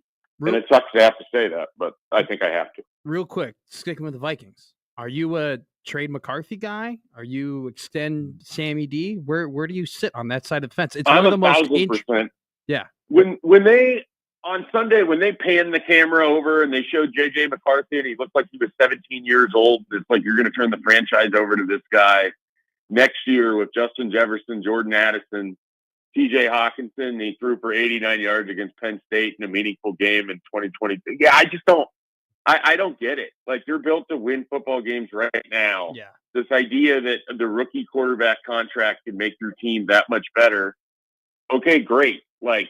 I don't believe JJ McCarthy is going to be anywhere near the level that Sam Darnold played at this year in the next couple of years. And so I don't want to waste Justin Jefferson, Jordan Addison, where I don't think you're going to have both for very long. Mm-hmm. I'd rather have someone who can take advantage of that on the forefront than be like, oh, well, maybe in 4 years, JJ McCarthy is going to be a pretty good quarterback. I go get some draft picks for him and keep this thing going. Hey, this is something, well, the football is going on in the NFL tomorrow. I know you will watch this because it's part of your job. And I used to make this appointment viewing, but it's kind of crept up on me, and we've hardly even talked about it. But we used to talk about the U.S. All-American, Navy, whatever they call it in San Antonio all the time. Cortez Mills and Christian Jones are there. And I've seen, there was a clip that was shared of Cortez Mills and I think a picture of Christian Jones. What happened to this game? This used to be a big, big deal. But now it's I don't know, I don't want to say an afterthought, but it seems like it's lost its luster. Oh, it's definitely lost its luster, and I think you could even call it an afterthought. And I hate saying that because it's still an important game for those who want to play in it. The organizers still do a great job of making it a meaningful thing for the community in San Antonio and all the different people that are involved in it. But it doesn't – high school all-star games just don't have any of the same cachet anymore. And if you think about it, it's because we're just in Portalville. I mean, if you go to the message board right now, Nebraska's been on the road for the week. Nobody really cares about Matt Rule being in St. Louis or what Addison Williams is attempting to do down in Florida and Georgia with defensive back offers, or that Marcus Satterfield has offered 44 tight ends in the last 3 days. I mean, it's a total afterthought because everything right now is about what's happening in the portal, and that translates over to this game. I mean, where it falls on the calendar, the college football playoff soaks up a ton of attention. Portal soaks up a ton of attention. There's not major decisions anymore because of the early signing period. And the quality of the game itself, I mean, I don't want to take away, again, from the people that are involved in it, but you're not getting the best players in the way that you used to. And so these high school exhibition all-star games have just kind of taken a big hit. Again, it's a great opportunity, and it's very cool for these guys to be able to call themselves, All-Americans or high school All-Americans. But it's just not, this isn't Deshaun Jackson losing the ball. I remember watching these games, and you would see like the stars of the future. There was kind of the early glimpse of it, and it just doesn't have that anymore. And a lot of it is because some of these guys play right away, so you don't have to wait that long for it. And they're all enrolled early, and the focus is on what you can do for your program, and that just means not going to San Antonio anymore. It's going to change. We'll see kind of where the evolution comes from this, but yeah, it's no longer what it used to be for sure. We'll keep on the big picture questions here because I'm really curious to get your perspective on it with how crazy the transfer portal has been, how much of an emphasis the transfer portal has been. Then you throw in the whole JUCO not counting as a year of eligibility. And so now you have to start thinking that more coaches are going to be looking to the older players in JUCO to start recruiting. Is there a panic amongst high school coaches, high school players, high school parents that less and less athletes are going to be given less and less opportunities to play in college because of the current and changing landscape of college football? Yeah, I mean, I think there's definitely a concern that it's squeezing out the entry for a lot of people. I mean, there's players that won't have an opportunity to play FBS football because there's just not the availability or spots, but that's kind of the reality of what it is anyways. I mean, it's very difficult to be able to play college football at a high level. It's very difficult to have that opportunity. And now it's just become increasingly more difficult. What that does, though, is it trickles down to where players that probably should be playing on a Power 5 roster or Power 4 roster are playing in the Group of 5 or are playing for our friend Dan Jackson at South Dakota State. And so there's going to be benefits to it, too. I think what you're going to see, unfortunately, and this is going to be the challenge for those Group of 5s and the FCS, are those guys that are like, all right, we weren't good enough on the front end, but we're going to go make our name for ourselves early, and then we can go get paid in the transfer portal. I mean, it's creating a sort of its own kind of minor league, if you will, or even in a weird way, like sort of a transfer window college football soccer style, where some of these great players that are playing in the the Champions League or the Empower One or whatever it is can get bought up by teams that are above it to bring them up into what's next. So it's a weird deal. Like I think there's a lot that has to sort of happen. I think the NCAA is considering that legislation of a flat 5-year term. I think that would be somewhat helpful. But there's a reality to this side of it that we never talk about. We talk about the guys that Nebraska's getting or the guys that Nebraska's lost. There are 1,000 players that don't have a home yet. And you're trying to get there for spring football. The clock is ticking down, and you're going to have to make the decision, hey, I left Nebraska right now. Where am I going to go play football? I mean, we just saw Isaiah McMorris ended up at Missouri State. They're moving up to the FBS level. That's an interesting opportunity for him. But, a lot of guys are not going to get back to the Power 4 level. So they have to eventually decide, like, hey, where do I want to go? How can I fit in? And who am I going to bet on? And you got to hope that some of those relationships that they built in recruiting as a high school student, that they didn't just completely ignore some of the Group of 5 and FCS coaches that came through, because you're going to need those guys. Like it's a tough deal, I think, for a lot of players right now. So let's look at this from the Nebraska lens. More risk reward in the high school recruiting class moving forward, or more risk reward in the portal class? And look at it from the current setup at Nebraska. I think you got to do a balance of both, right? Like, I think you have to shoot your shot if there's a high school kid that you think you can get in the front end, that you think can be a special player, but there's a chance that maybe you're just completely wrong on it. I think you have to be willing to take those, just like you have to, you have to get the slam dunks that are going to be slam dunks. And then in the portal, you want to blend it. And I think Nebraska's done a nice job this year with that. I mean, if you look at the wide receiver position alone, you've got the 2 guys from Kentucky, and you know what you're going to get with Dainty. But there is a world where the best Kentucky wide receiver Nebraska picked up is Hardly Gilmore, because he has a lot of upside and he has 3 years of eligibility, and he was playing as a freshman against the SEC, and he's reunited with his wide receivers coach. And so, like you want to be able to do both, and you want that in high school too. You want to take a guy that is going to help you and is going to help you, but you also want to have room for the Vincent Shavers that somebody, Wisconsin in this or Miami, just didn't take and could be your starting linebacker as a sophomore. Like you have to be nimble. I mean, recruiting cannot be a rigid, we're only going to take these guys, or we're only going to do this, or we're always going to get our offensive linemen from the portal. You can't do that. Like you have to be able to build with your high school recruiting. You have to supplementary recruit in the portal. You have to take risk in both. But there's just no way that one's going to be safer than the other, or that one's going to provide more upside than the other. So it has to be a blend. If I told you before the transfer portal window opened, Nebraska is going to get upwards of 20 guys in the transfer portal, your reaction would have been what? It wouldn't have lined up with sort of the conversation that was occurring before the transfer portal, which is Nebraska's probably looking to take 8 to 10 guys. You're going to have to lose some to balance out your roster. I mean, I don't know how the numbers are all going to work on this, but some of this is just a perfect storm of this is the last year where collectives are going to have as big of a say in all of this with the rev sharing model coming. So you've got money there, so you might as well use it because you might just lose it, and you can't take it with you, whatever cliche you want there. So some of that is that. Some of it is just the sheer urgency that is probably being felt over there that, hey, we really need to win, and it can't just be of the 7-6 variety again. Like, we need to win. And they have different people. I mean, Dana Holgerson looked at that roster and probably thought, hey, I need a different wide receiver room, and hey, we need some help, along the offensive line. Whereas Nebraska before might have felt better about what it had internally.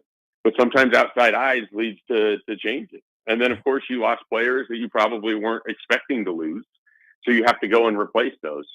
And I think that they are trying to build out this roster with both the long-term and the short-term.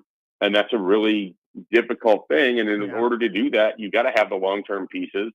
Some of the guys that have announced, whether it's a Justin Rhett, who we don't talk about, or, Gabe Moore, or, you want to have some of those long-term pieces. Not every one of those kids is going to be a hit, but if you're able to find a future starter out of that, it's just, it all goes back to, you have to be able to blend your roster and you have to be nimble. And I think they've done that so far, but there's going to be a reckoning, or there's going to be a lot of people who just aren't on the roster after the spring too. So there's still a lot of change coming to Nebraska.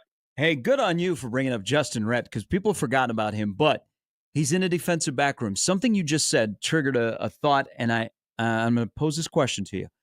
So there are a lot of defensive backs at Nebraska, and there were before the portal opened up. And not a ton of them have left. They have stayed. I mean, it's a huge, healthy number. And they continue to add Graves Killebrew yesterday. Graves Killebrew yesterday.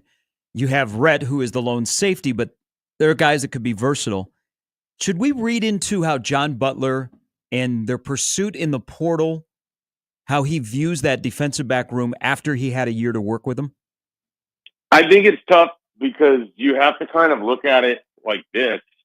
Nebraska has had a lot of different defensive back coaches in a short stretch. I mean, you go all the way back to Travis Fisher finishing out 2022. So you have him and the different people that he's recruiting.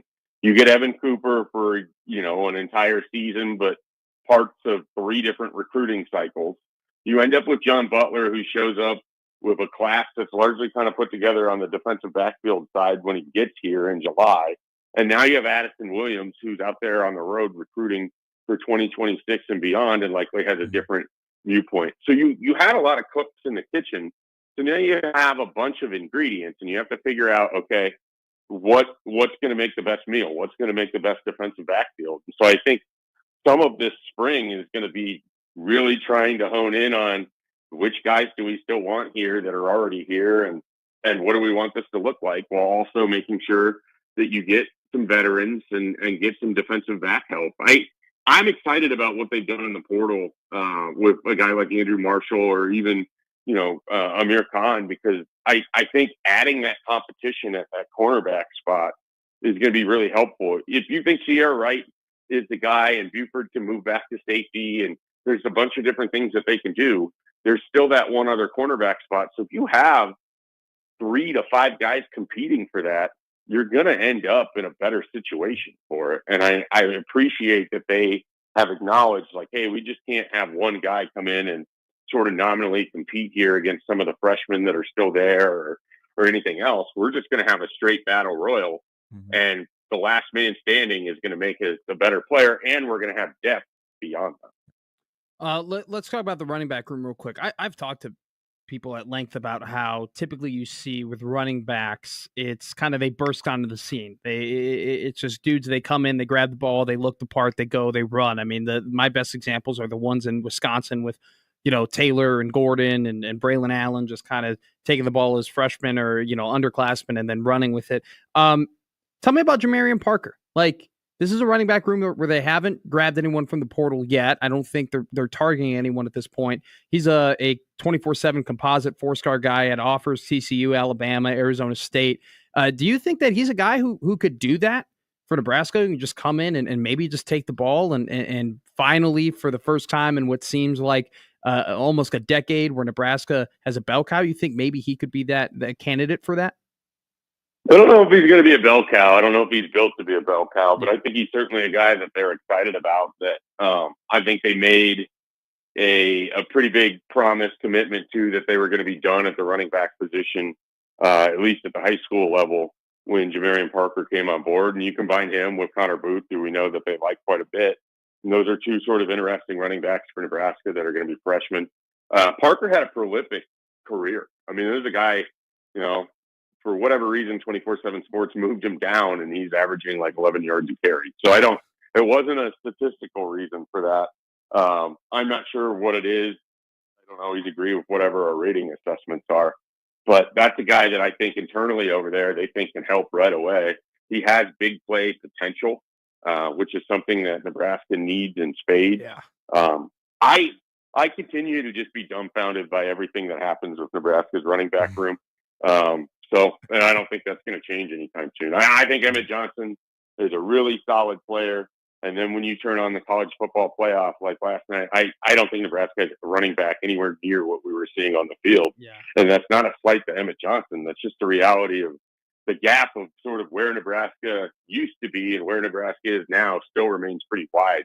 And maybe Emmett can break that down, and some of these guys, Jamarian Parker and Booth, and are able to help with Quentin Ives, who we've heard about for 2 years.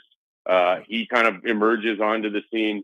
But yeah, I mean, I'm extremely skeptical of what's happening at running back, but I have been for a while, and I don't know that that's going to change. And I don't see them taking anyone out of the portal right now, but maybe after the spring or in the summer. True we'll see how that goes. True to your word. We got about a minute here. You're an athletic director that has an opening for a really good job. Your first phone call would be to who in college football with an opening? You can hire anyone. You got a really, really good job. Who would you call with your first call? I mean, are we assuming that I'm not calling Willie Fritz, or are we just leaving that one on the tee for me? I mean, or Pete Lembo. Yeah, or I do like Pete Lembo, which, by the way, good special teams guy.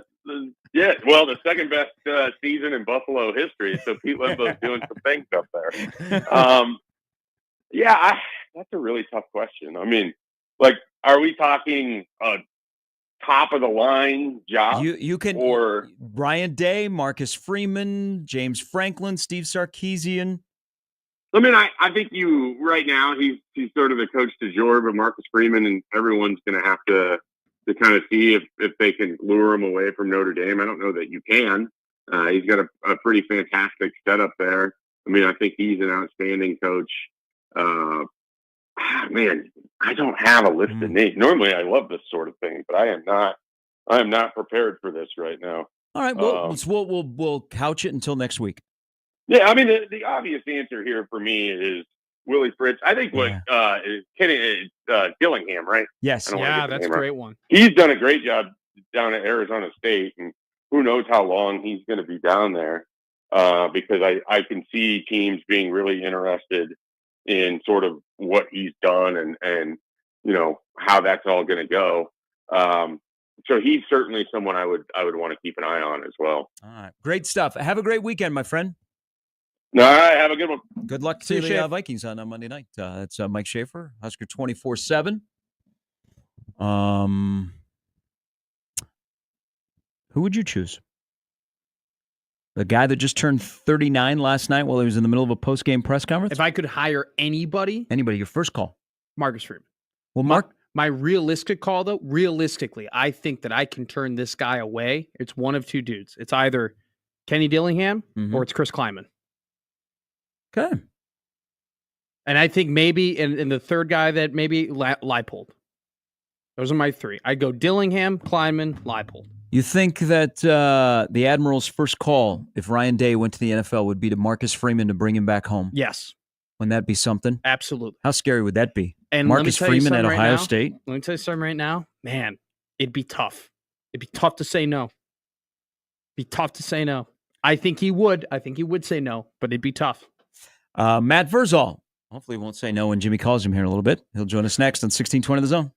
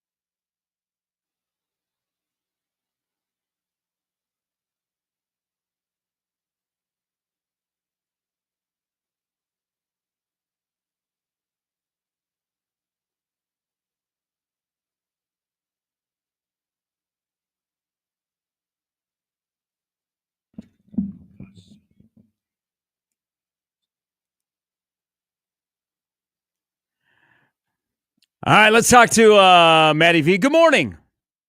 Good morning, boys. How we doing? Good. Hey, I'm trying to negotiate for you and I because all of a sudden the Peters have hopped on the Notre Dame train, and I see him in New Orleans. I see him in Miami with the Rezacs. I'm trying to get you and I to Atlanta on the Rezac train. to support Notre Dame. Are you with me? How many? I saw Jason in the picture. Did Christian make it down there? So I did not see Christian. So Deej just sent me a picture from last night after the game in Miami. But I guess Jason was upset because Damian went with him to New Orleans, and so he said, no, I'm going to Miami." Yeah, Miami's. Jay may want to watch out. There might be some folks in Miami that still remember him. So true. Let me now, speaking of Miami, I want to ask you if you remember this.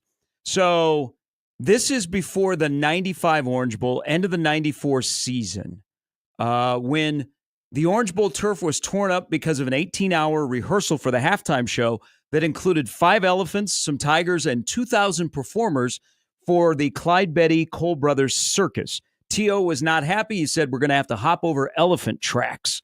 Do you remember that story? I vaguely remember it, but that it doesn't ring any major bells. He kept us pretty insulated. The psychology of all of it was probably something, or the main thing I took away from anything that I learned there. But yeah, that doesn't ring any. I remember hearing about it after the fact, but not in the moment. Like, he didn't come and tell us, "Oh man, the field's going to be bad," and this, that, the third. So no. One other note on this. The all-day pounding left the field pockmarked in places. There were small divots near the sideline, bare spots in the middle of the field, and many cigarette butts left scattered all over.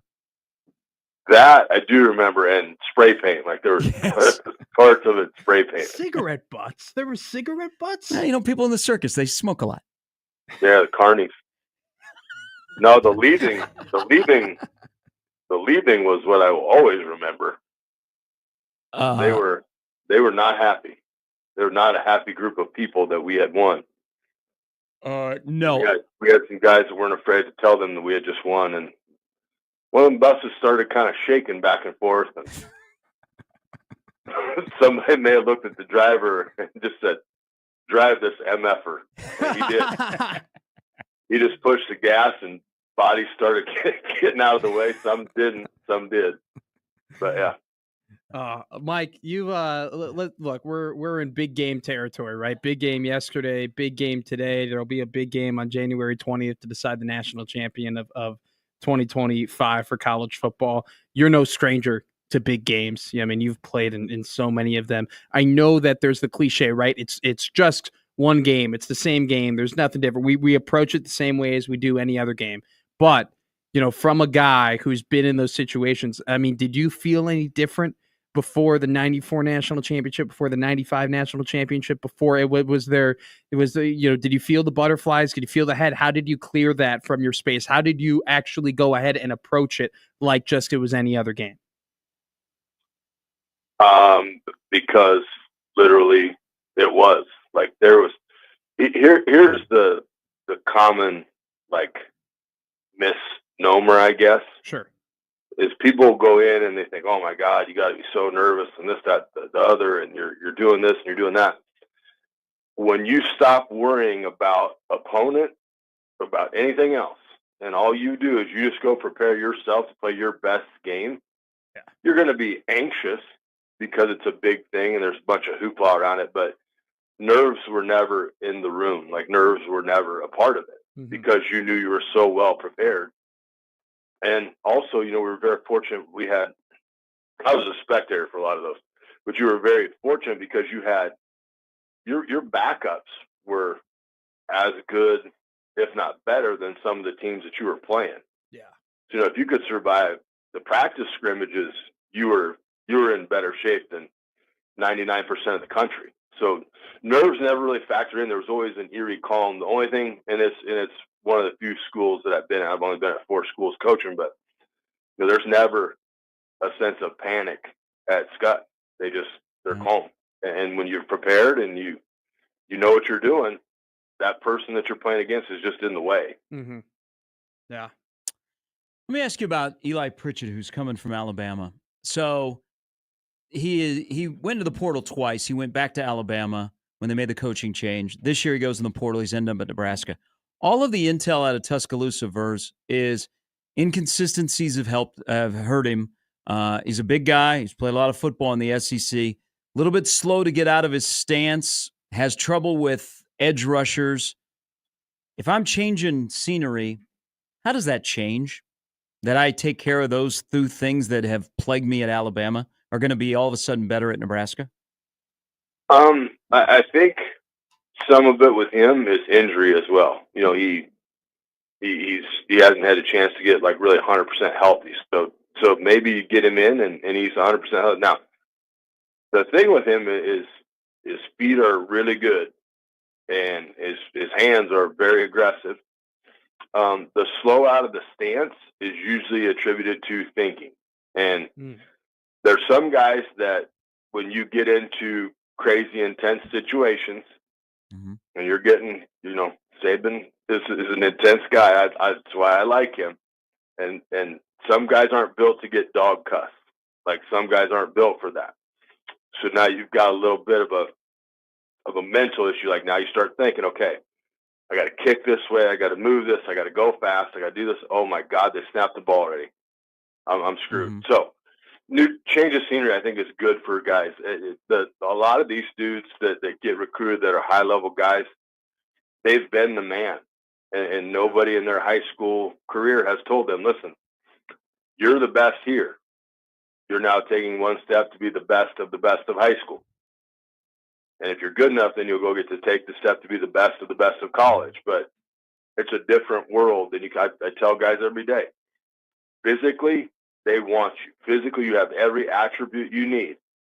Mentally, can you get over the hump? Because it is a mental exercise. In college football, there's everybody is good when you get there, but only the mentally tough ones survive. And you know, maybe it just didn't work out. And the kid needs a different look and a different set of eyes and ears on him. And you make a couple tweaks, and Nebraska stole one. You know, so we'll see. We'll see what happens. How do you get him to stop thinking or thinking less, in your opinion?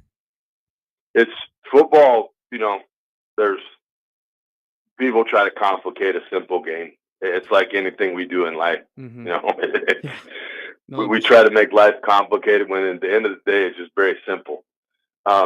Keep the blocking. That's probably another thing that I like about Holgerson's system is it seems to be very simplistic in its schemes, but complex in motions and window dressing and things you can do to get defenses to move around to give you an advantage. So keep it simple, play aggressive, play mean. You know, if you go back, I watched his huddle tape.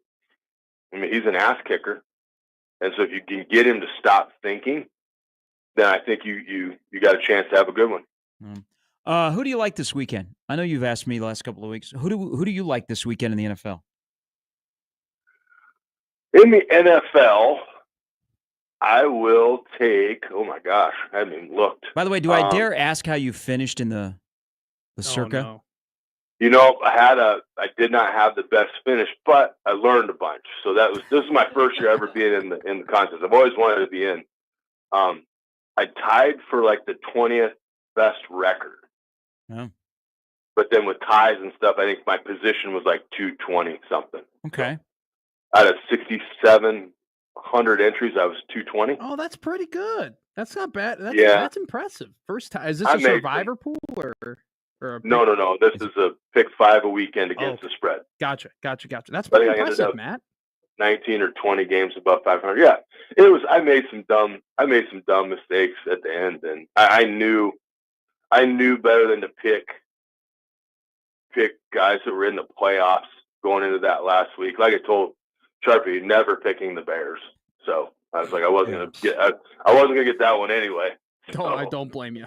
Don't blame me at all. But yeah, so it was, like I said, learned a bunch. I had a couple bad weeks toward the end, which it was my own fault. I overthought stuff too much, which comes with learning new skills. All right. Anybody that stands out this weekend? You know, I want to cover. I'd take the Steelers to cover. Ooh. I would not take them to win. Okay. I think the Texans are grasping at straws a little bit, and Harbaugh's system is kind of settling in. So that one to me would be the Chargers. What's the other one? Denver and the Bills. What's the number on that one? 8.5. 8.5. I would take Denver to cover that. I think that would be a good game. In the NFC, let me see. I got the Vikings and the Rams. Are they going to move that game to Arizona? Yeah, they did. That's in zone. They did move it. So it might be an advantage too, Matt, for the Vikings, because we had Mike Schaefer on, and he was saying they have a lot of Minnesota people out there in that area. So that might actually kind of flip to a home game maybe for Minnesota.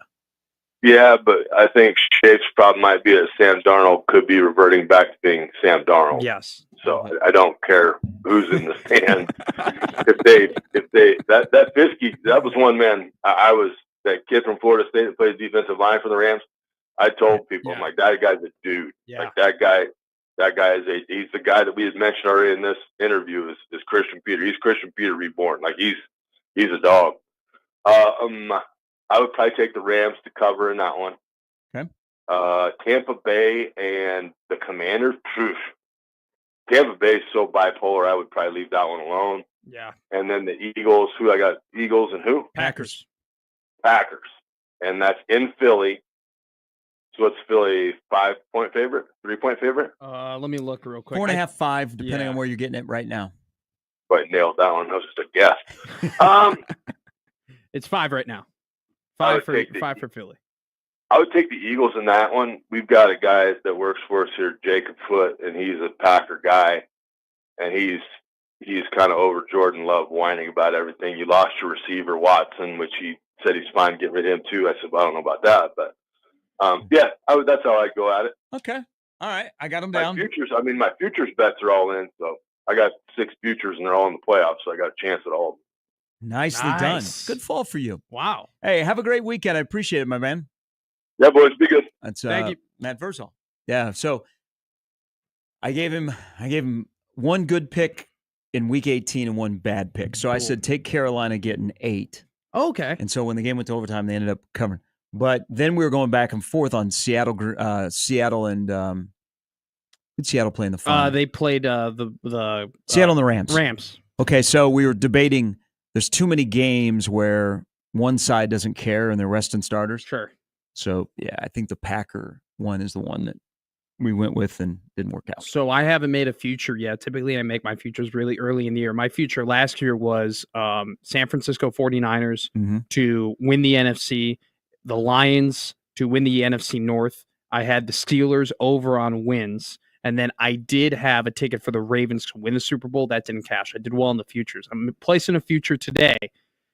I think I'm leaning with the Philadelphia Eagles to win the Super Bowl. I think that is my. That's not a bad future. What are you going to get? What kind of number are you going to get? I haven't looked at the numbers yet. I'm going to go when I go and place my bet today. I'm going to see what it is. But the strategy is here. They are, so they're the 2 seed, but there still are people who like money on the Minnesota Vikings. But I think the Philly's going to have really good value while also having a legitimate shot at winning the Super Bowl. So we'll see what happens there. What future would you guide me? I'm not a big future person because I don't like having my money tied up. Yeah, I agree with that's why honestly I had a rough start to the year, so I had my money tied up, so I actually couldn't make a future. Now, hey, your boy yesterday took an alternate spread, Notre Dame -2.5, just covered it. So got a little moolah to play with this week now. He's on the bandwagon. Welcome. We're going to change our lunch reservation to a nicer place now. Well, hey man, you pick a place, I'll pay for it. We'll finish up with some hoops talk. Big weekend for Red, Blue, and Black Nebraska. We'll do that when we come back and wrap up the week on 1620 The Zone.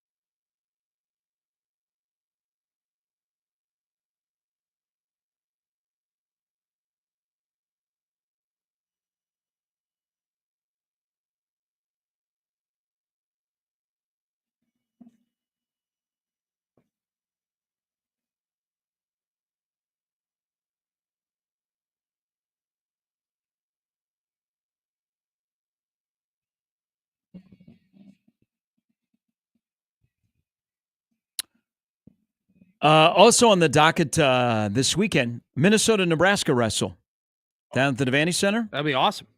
I might go to that. Gable Stevenson is going to wrestle. So he got a waiver to wrestle in the second semester, and he is scheduled to wrestle tomorrow against Nebraska. Yeah, talk about a guy. Have discussion about his time at the Royal Rumble. Talk about a guy who just had he had bad guidance, just too many irons and too many fires, and football and wrestling, and not just amateur wrestling, but pro wrestling. I mean, someone should have gotten in that guy's ear and been like, "Hey, pick a slant and be great at it." I mean, he just wasn't he in the Bills training camp? Yeah, no, he played. He played in the preseason. I think he was bad. He wasn't good. Pretty sure he played against the Bears, if I'm not mistaken. Don't take my word for it, but I did see some tape of him. Maybe worth the price of admission to go see Nebraska or Minnesota wrestling tomorrow. Absolutely. I mean, without a doubt, but it's just like I don't know. I feel bad for him because there's not that I feel bad for him, but I look at a guy. Let me redact that. I don't feel bad for him, but I look at a guy who has all that athletic ability and all that athletic talent, and he really could have. He had the ability to be a superstar, and it just didn't pan out. Now, some of that was because of his own doing with legality stuff and some certain cases and you know, whatever. Like there was some. Oh yeah, there were there were some people that were not happy that he was allowed back at Minnesota. No, there was some off the field issues. So that's why I was, you know, it's a tricky situation, but you look at a guy who's that athletic and that good, and the fact that he just hasn't been able to make an impact on sports, it's disappointing because he's a hell of a talent. Nebraska wrestling laid an egg against Northern Iowa last week. They were not competitive at all. So that's a big news that Gable Stevenson will be wrestling in Lincoln tomorrow. All right, big weekend of basketball. Creighton, non-negotiable. It's a must-win tomorrow at Hinkle in the morning. 11 a.m. tip-off, so the sun will be coming through the windows at Hinkle. That usually means bad things for Creighton. Even the really, really good Creighton teams of late go to Hinkle, and you're like, who in the hell are those guys? But that's not negotiable. They must win the game tomorrow. Butler has lost 8 in a row. Butler is in a bad spot. That game's at 11, so you get Johnny Bish here. Benetti's doing the game on Big Fox. Then you have 1 o'clock over at Baxter Arena, Omaha and South Dakota State. Big game. Then Sunday, Nebraska goes to Mackey Arena, where Mr. Smith did work on Rutgers last night. Dude. Rutgers going to have 2 guys drafted in the top 5 of the NBA draft. They might not make the Big Ten tournament. They're in Lincoln next Thursday. I'm going to watch Harper and Bailey, and then I'm going to like, well, too bad you guys aren't going to be playing in March. So I do want to apologize. It's Steve Pikel, right? Pikel. Okay. So he's got to be gone, right? No. I don't know. How do you get 2? I mean, I'm just saying, getting rid of coaches already? You get 2 top 5 picks and you can't even make the tournament. I mean, I don't think they've been healthy together.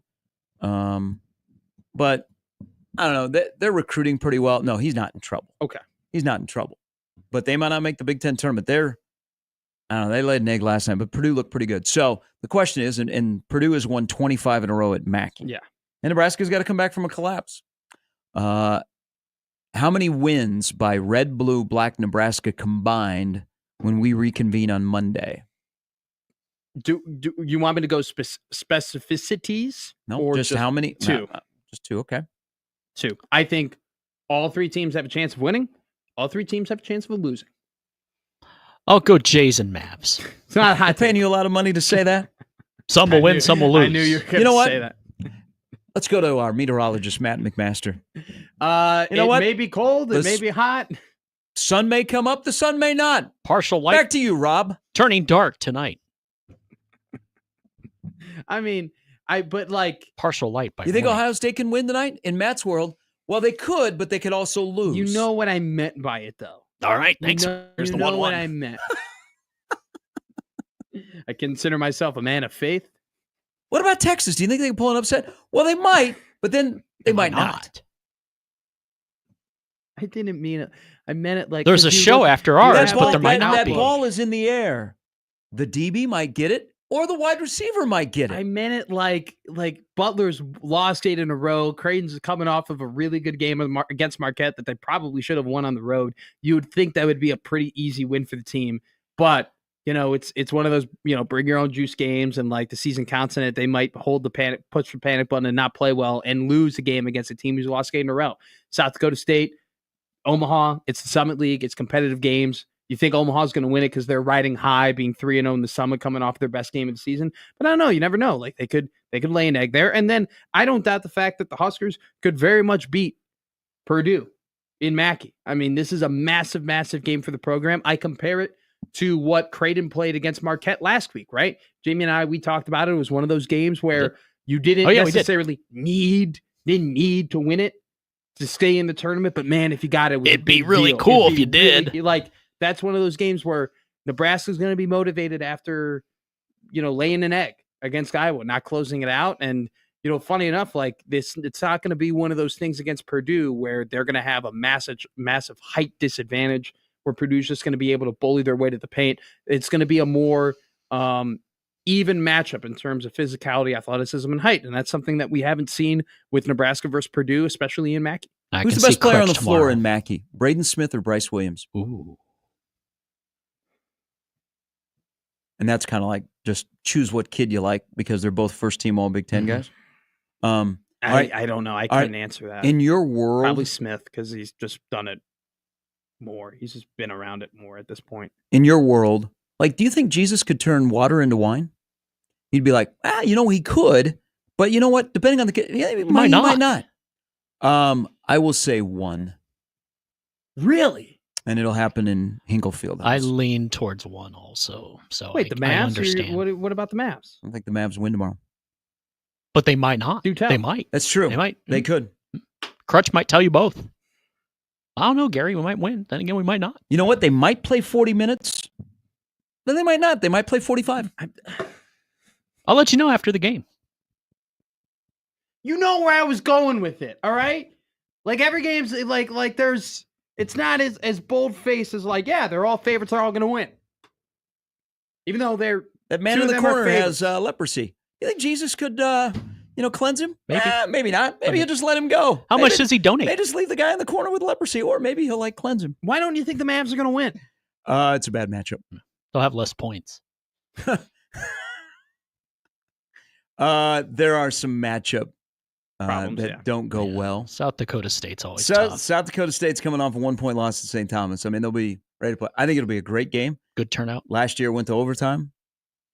Think Omaha's coming off too big of a high against KC? We're about to find out. That's that is a great question because some teams. This one of the big things I had about this past season with Nebraska football is how do you deal with success. Yeah, Nebraska football doesn't know how to deal with success. Absolutely. Until they do, I'm not going to change my opinion. But when they do, I'll be like, okay, they're cooking with peanut oil. Now, they could deal with success, or they could let success paralyze them in your world. Just as a reference. What do you mean in my world? In every world. It's the world. The world. You might win, you might lose. Do you think that guy could walk on water? Or, you know what? He could walk on water. Or you know what? He could get his feet wet. Let us pray. Yeah. And also with you. Well done. Well done. I'm getting on the Jimmy Travis Go one-liner Irish train. I'm getting there. I'm wait till he crosses the line and says something he shouldn't. That's probably already. No, I'll go with one. I think, and it's not again. It's non-negotiable. It's actually it's first true road win possibly for Creighton, which seems kind of odd. Here's my thing with Creighton. So, I think Creighton they're hanging. I just don't see a world where Ryan Kalkbrenner's career at Creighton is an NIT game. Right. They've got some challenges. They got some work to do. But I'm not ready to live in a world where maybe the second best player that's ever played in your program, he finishes his career in the NIT. It'd be a terrible way to go out. We need to go out. Or maybe we'll stay around. We'll just continue to do the show. We may have a crossover, or we may not. Connor may do a show. He may not even be here. You may live, you may die. We may see teams win. We may see teams lose. They're telling me they've never seen more teams win or more teams lose than I've seen teams win and teams lose. If we die, we die. He could be a convicted felon, or he could win on appeal. Have a great weekend, everybody. Make memories, live, laugh, punt. We'll see you back here on Monday at 6 for... He may sing poorly. He may sing well. He still may not know who this is. It's the chain. Correct. For Jimmy, from Adam, Gary, crossover's next.